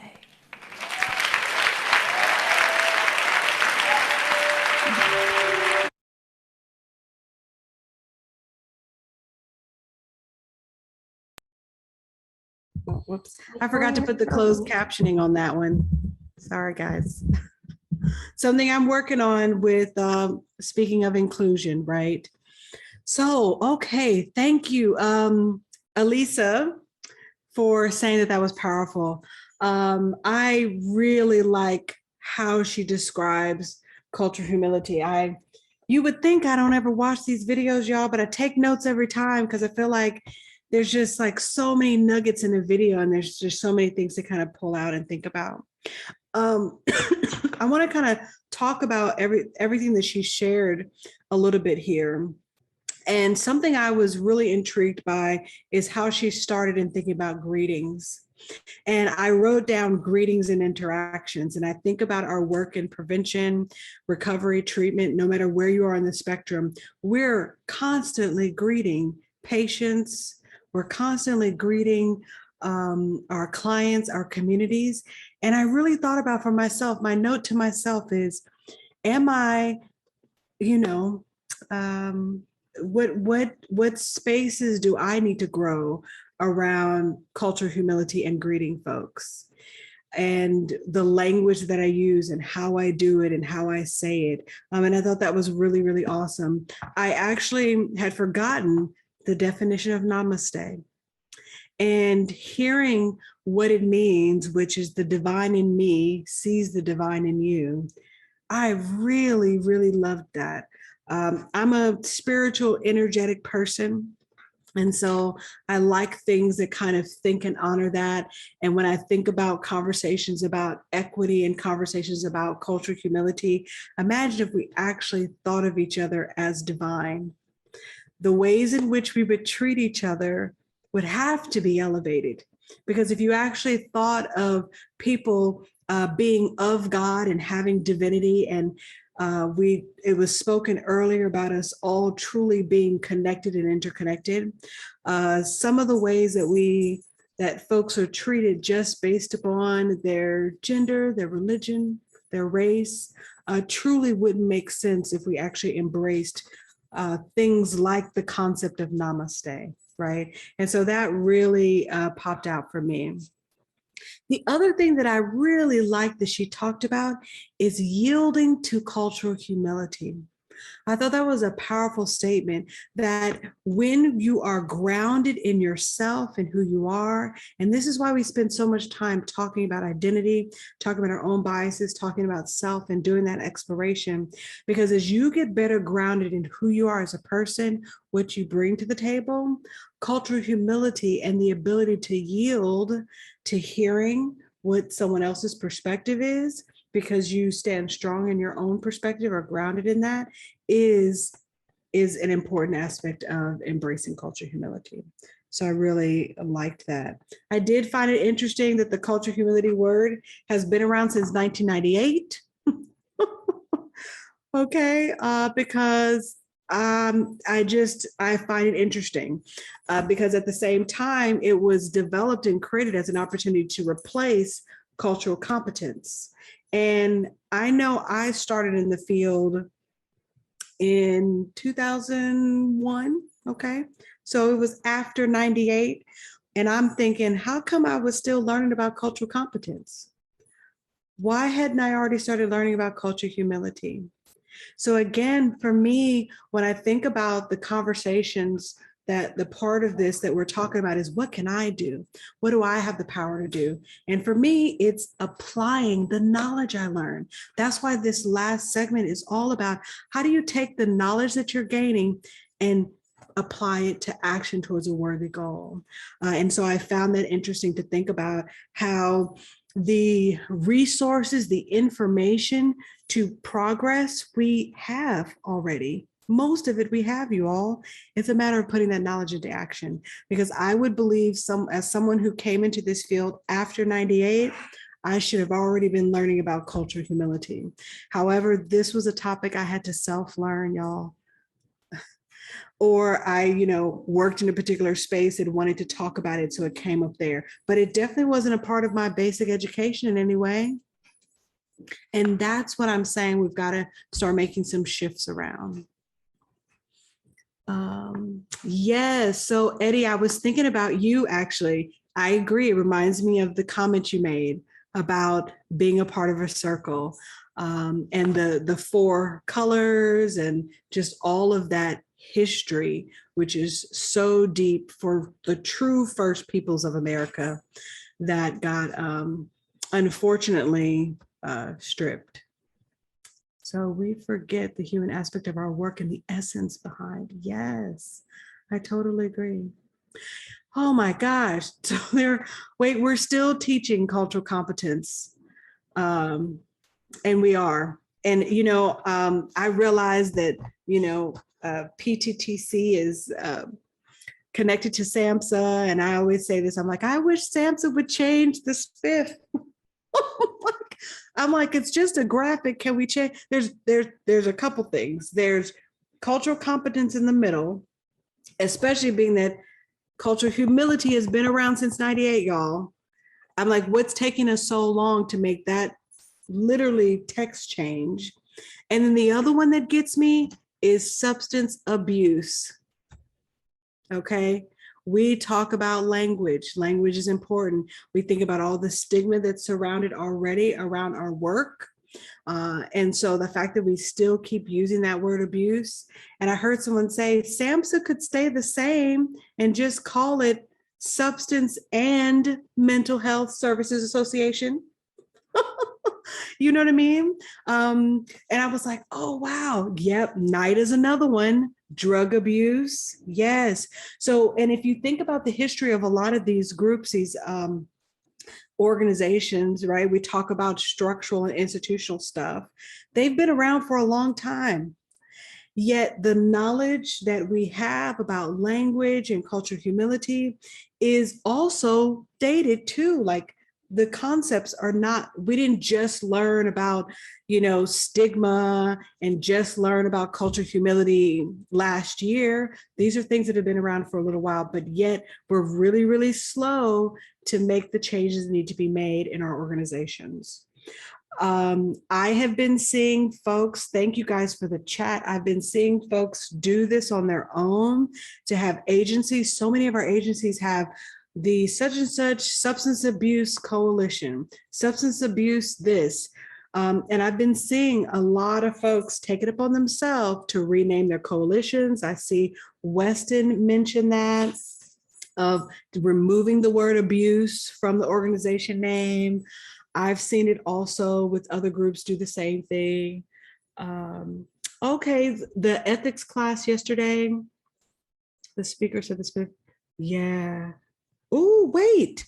Okay, so Jessica Summer, the SPIF is considered public domain now. That's what she said. And she's the co-writer of SPIF. So hopefully she knows what she's talking about. Well, heck, I'm about to, so I've gotten into having graphic designers redo graphics for me. And so that tree is one of them that I had someone redo for me because I'd seen something and I was like, oh, I like this. I'm going to take this on, because every time I use the SPIF, I always have to go through this thing about da da da da, and I have to say it because I don't like the fact that it says cultural competence. So I'm compelled to give a little bit of a dissertation around, even though the word is here, I don't want to use this. But if we're saying that SPIF is public domain, which I believe that the case, because I also heard that SAPS is public domain too. I think I'm just going to take it upon myself to have someone redo the SPIF flower for me. I'm writing a note because I do not want to forget this. I'm gonna need to look up that SPIF is public domain. to make sure. And once I do it, I'm gonna send it to you guys and share it with y'all. That's amazing. Thank you. Yeah, you're welcome. I had not heard that it's public domain. Yeah, I had no idea we could update it. See, everybody's saying the same thing. Had no idea. Wow. Okay, so I will definitely do this. Jessica, when I get it done, I'll share with you. And if you can share it with the rest of the folks, because it frustrates me that it still says that. It really does, especially given that cultural humility is not a new concept and we should have been changed that once we learned. Again, action steps. And I'm like, some of this stuff to me feels simple to do, but yet it's like we make the institution, the organization, and the system so big that we can't just change a word. It's abuse. We can't just change a word. That seems like it would be easy. But for some reason, it hasn't happened. And so I still wonder, when are we going to start seeing some of our federal government and state agencies make these type of change? Nicole, if I could just add to what you were just saying, I'm actually part of a regional collaborative who probably about 4 or 5 years ago, when it was kind of first coming together, it's all prevention specialists working in other communities, we were having this conversation. And at the time, there was a real split in the group, to be honest with you. And we're professionals, right? We're all, most of us had our CPS certification and everything, but there was such a split in the group about whether to call ourselves, like part of the acronym was the Substance Abuse Prevention Alliance, or to do away with that word abuse. And there was very clearly a segment of us that were like, hey, the word abuse is going out the door. Like, it's no longer part of the diagnostic criteria. We know it's got stigma behind it. Like, we've got to just stay with the times, get ahead of it. It doesn't matter that NIDA and other groups haven't gotten rid of it yet. Like, why would we include old language right now? But there was still a very vocal part of the group who ended up winning out in the end. Really? That felt that the term substance abuse was more widely recognized by the general public. And so, yes, while we understand abuse isn't the ideal word, most people use that term. And so it was a real bone of contention, frankly. And eventually, about 2 years ago, they finally updated it. Now it's like the Substance Awareness Prevention Alliance. But it was like a real bone of contention amongst us in the field, and I think it also really, frankly, impacted the level of engagement, of the group overall. But I think it's something that we have to square with as a field and just get with the times. Yeah, we do. And to recognize that, as you say, getting with the times, we have a history of bad behavior. Okay. And so if people always did what was always done, we wouldn't have the progress we have today. So when people say things like that, that's what I say. I'm like, well, we can think of multiple examples of history of language that has changed, words that have changed, all sorts of things have changed. And that comes because people push back. And so I'm glad to hear that they eventually circled back around, but you'd be surprised how much it's still happening. Most interesting, so my work has actually got me working more alongside folks who are in recovery now.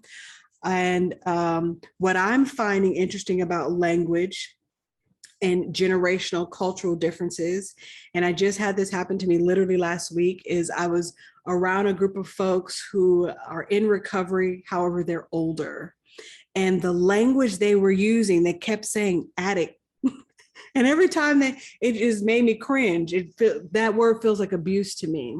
And some of it's because of I do so much work on cultural humility and so much work on stigma and so much work on language that when I hear some of these words that historically have been used all the time, of calling people addicts or users or some of this language that we use that is really stigmatizing and gets in the way of us doing the work that we need to do, you know? And so I was even thinking of generational differences. And I said to them, I said, I know y'all talk like this, but we can't talk like this. We have to stop talking like this, because talking like this is what creates more stigma and it closes people off from prevention work.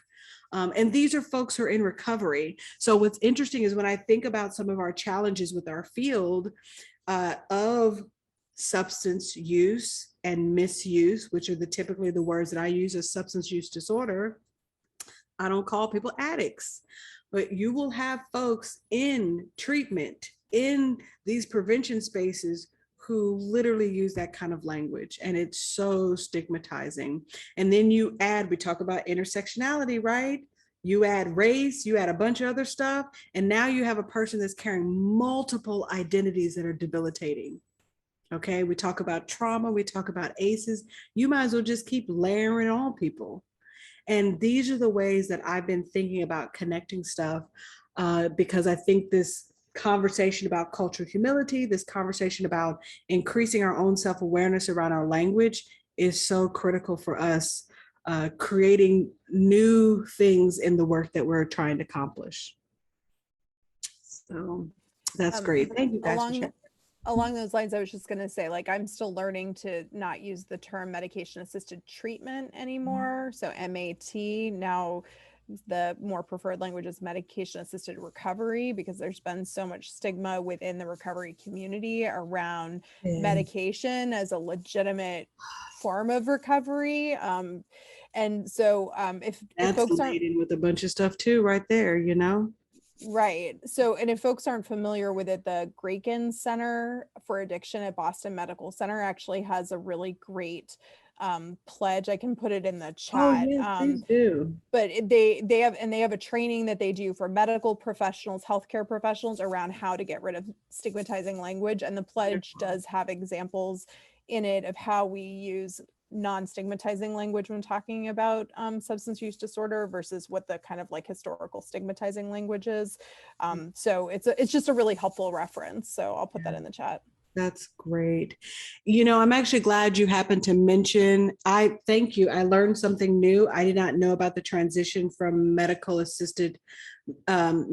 assisted treatment to medication assisted recovery. I had not heard that yet. So thank you for sharing that with me, actually.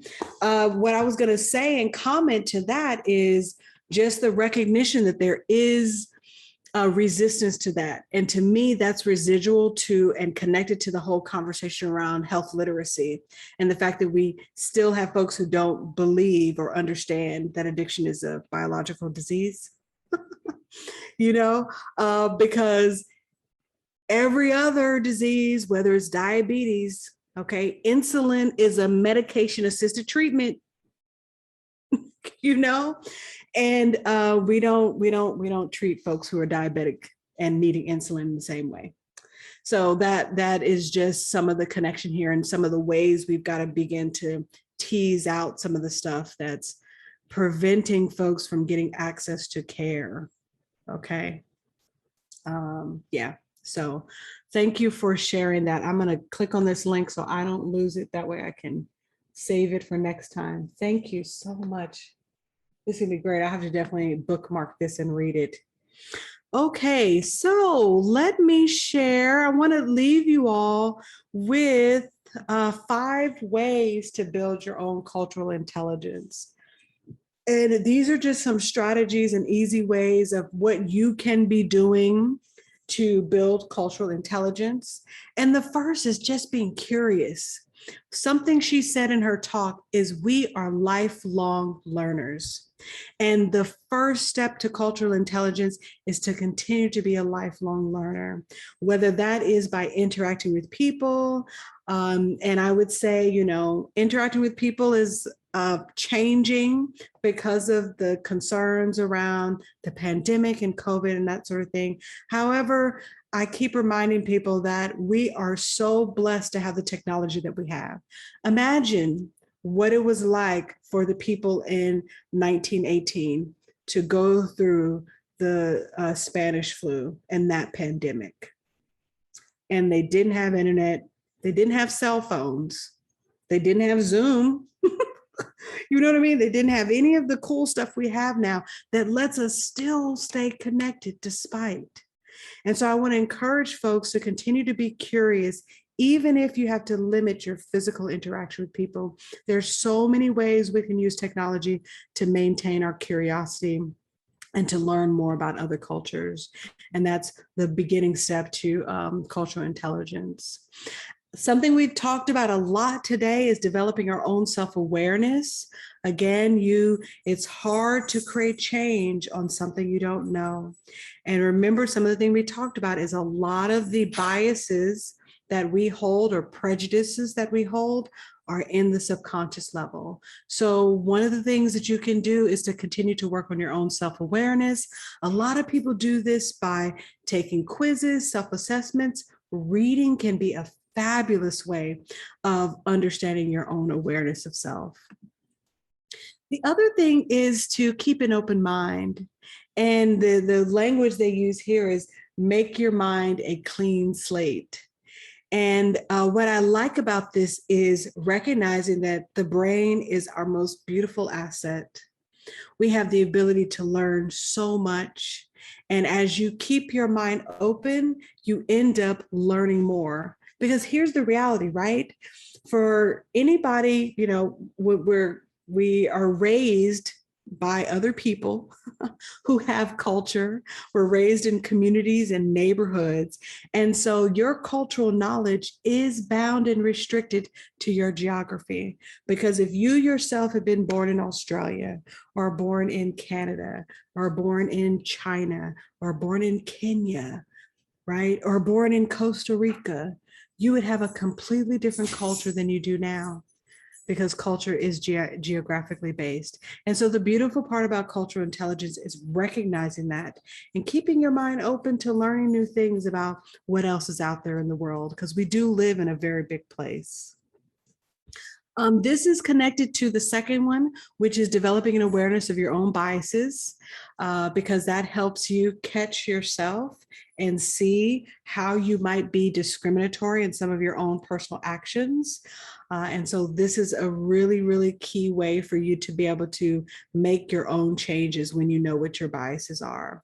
I had to do it for myself, like I shared with you all earlier, is learning the biases that I learned from my grandmother, because of the history that she was raised in.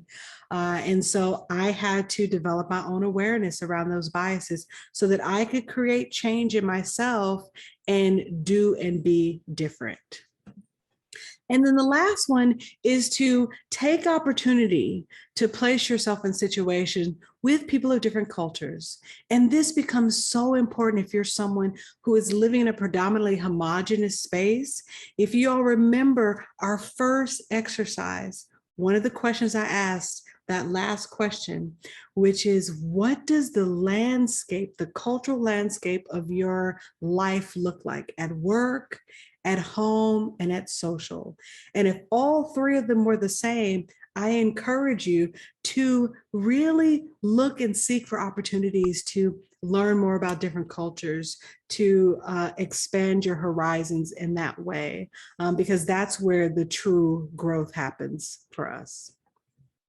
So I'd like to pause here a moment and just get a sense of what folks are thinking about cultural intelligence. If there's any one of these that you're planning on working on for yourself, and just some thoughts on this topic.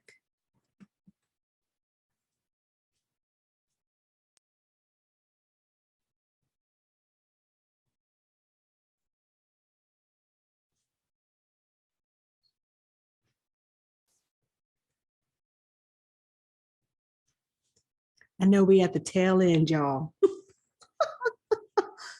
The final hurrah, the last few minutes here.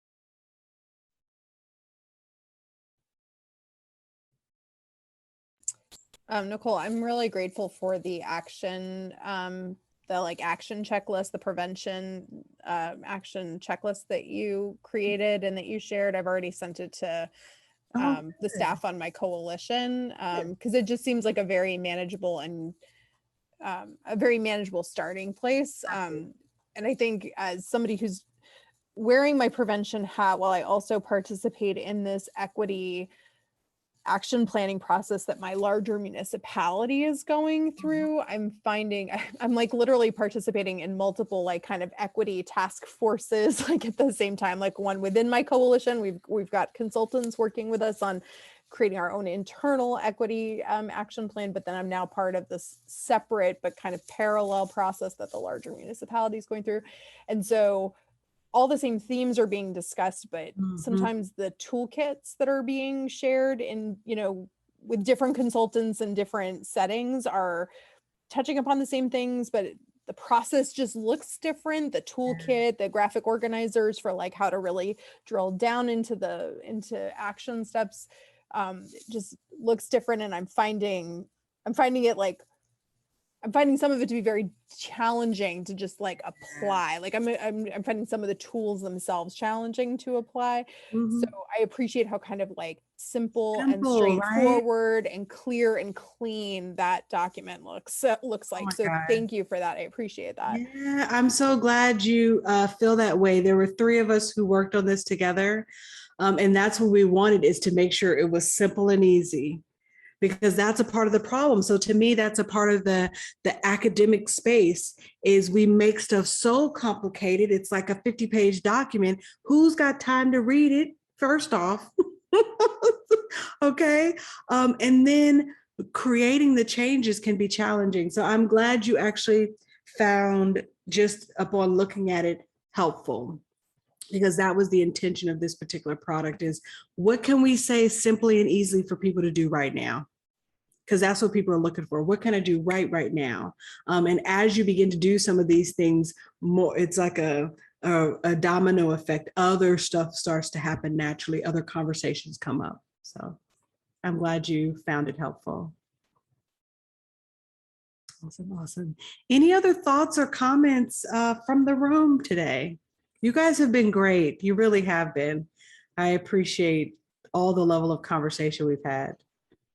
It's been awesome. I just want to say thank you so much for offering a space for us to have this conversation, and for us, or for me, I'm not going to speak for everybody, having the space for me to learn and me to talk and have this conversation and feel comfortable doing that. And for providing all of these amazing resources to all of you for sharing your stories and being vulnerable. That helps me build my confidence. So I want to thank you all very much for doing that. I hate that I had to miss this past hour, because I feel like there was a lot of stuff that happened. This has been my favorite course so far of the week. I mean, behind advanced ethics for 6 hours yesterday. That's, you know, way up there. Yeah. No, just kidding. But thank you very much for sharing all that you have and for the great resources. Wow. Well, thank you. You guys, I'll admit I was a little nervous about this session because it was so small, you know, and when you are a presenter, if you all do any trainings, you know, smaller groups, there's less conversation. And when a lot of my work is very discussion based, because I think that's where the work happens. And so when you have a smaller group, it's like, oh my God, what if like nobody talks? Or what if only one person talks? So listen, you all made this, you all made it. So I can't do what I do without you all participating. So thank you so much. And I'm glad you found the conversation helpful today. Yeah, this has been absolutely wonderful. I think this is my 4th training I've done with you in like the last 6 months, and each one's better than the last. Oh, for real? Yeah. Oh my God, this is good to know. Thank you, Jessica. You know, what's hilarious is I was telling, I don't know who I was just talking to. Oh, it was Sarah. No, Denise. I was talking to Denise earlier, and I told her, I said, the biggest challenge right now as a trainer with doing things in Zoom is anybody can access you. And so there used to be a time where you could create one presentation, and because you did it in Texas, only Texas saw it, only this place saw it. You know, it's like the traveling salesman, right? And because of what Zoom has done now, where one, we can interact so much more and people from all over can come to one event. What has been interesting for me is every time I present, I create a new presentation, and it's energetically taxing. However, I do it because people like Jessica. So I'm so glad, because the one thing that I've always been nervous about as I really shifted into this work is having people see the same thing all the time, only because I've been an audience member. I've experienced, especially over this last year when we switched virtual, where I've had some people who I interacted with and I'm like, oh my God, this is the exact presentation you've done. I've now seen it personally 5 times. And so this is like totally sidebar, but thank you for saying what you said, because I've made an intentional plan to always be learning so I can always be changing what I'm talking about, because you never know who's in the audience. So thank you, Jessica. I had no idea you've seen me that many times. I'm happy to know it's getting better and that It's it's wonderful. not boring you. So all of your presentations are always such a good use of time. Thank you. Wow. Thank you so much for that.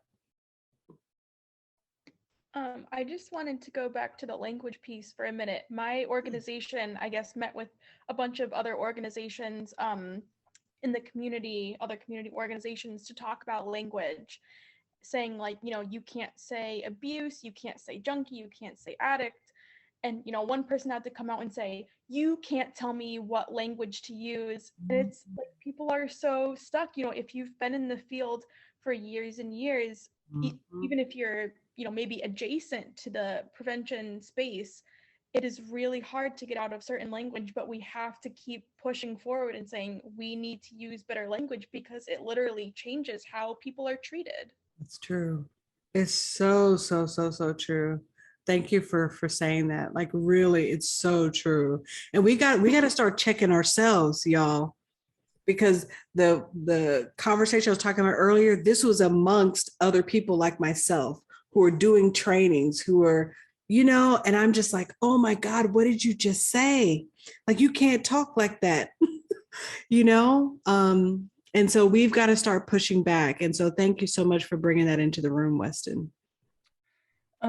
Thank you, Nicole. I just thought it was very informative and very helpful. And thank you so much for your resources.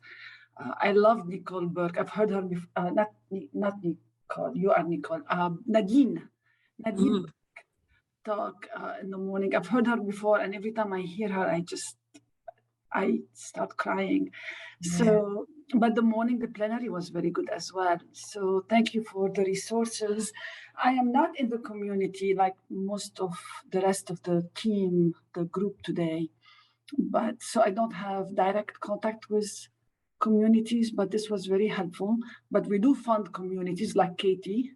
I think, Katie, you are one of our grantees. So I'm a part, I'm one of the cluster communities and yes, one of exactly. So this was very, very helpful in terms of resources and the being small. I think it's very nice because it's more intimate. People get to know each other more and share, you know, within the group. I also wanted to say that we did change our name from the Bureau of Addiction to substance abuse to addiction. Sorry, I forgot my name now. Bureau of Substance Addiction Services versus Bureau of Substance Abuse Services. Okay. So, and in our documents, we are changing the word from abuse to misuse. So, okay. But it takes time for people to change. Like Katie was saying about her coalition, it takes time and it reflects on their self-esteem as well, you know, and but we should push people to change. Otherwise, nothing happens. Nothing happens. Exactly. If we don't push, nothing happens. So, wow. So thank you. And thank you everyone for sharing your stories and information. Yeah, that's great. Great. Wow. Very cool.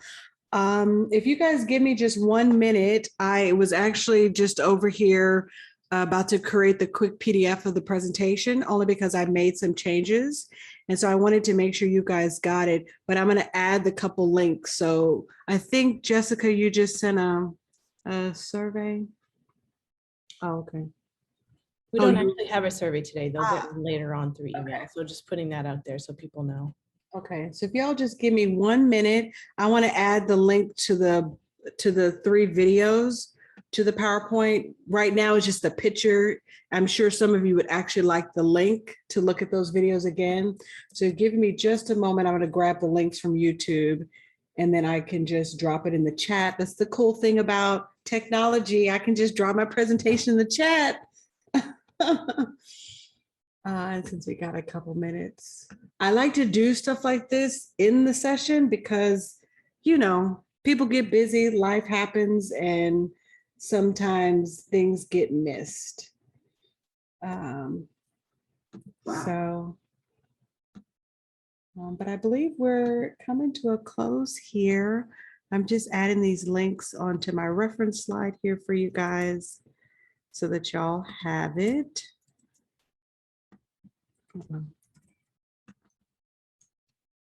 And then hopefully you guys are done for the day. There we go. The privilege walk. I like this video. Make sure you guys got all these links. I wish there was like an easy way to grab a link for a video. It's like you have to click on the video first in order to grab the link. Okay, and then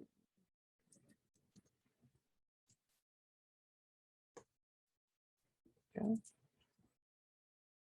Here we go. Here's the last one. Okay. The best private.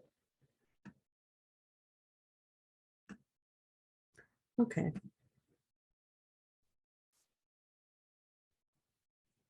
All right, so I'm going to save this as a PDF for you guys, and I will drop it in the chat.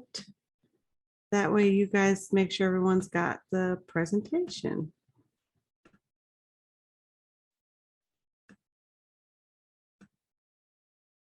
Okay, here we go. It's saving now. Appreciate y'all's patience.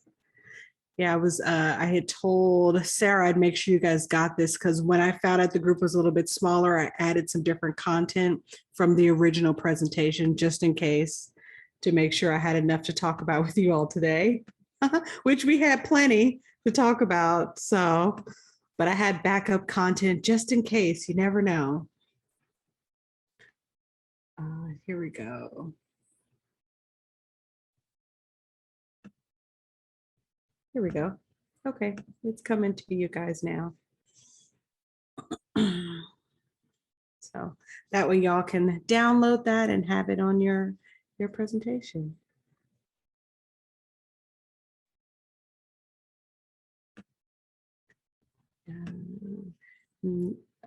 Yeah, so this is Eddie asked about my email address.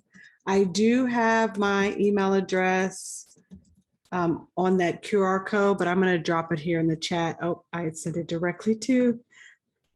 That's the one thing about chat. Thank you. Appreciate it. Jessica's got me. Yeah, so feel free to reach out, to email me, to keep in contact. Every time I do stuff like this, you all, I've been thinking about just hosting some sort of, even if it's maybe monthly or quarterly, some kind of just open forum for us as professionals to kind of talk and process and think about what's working and what's not and that sort of thing. Because I don't think we do enough of that. And I always enjoy these conversations because we end up talking about so much more of how our work is connected to other things. So I really appreciate you all today. And I hope everybody has an absolutely fabulous afternoon. Thank you, guys.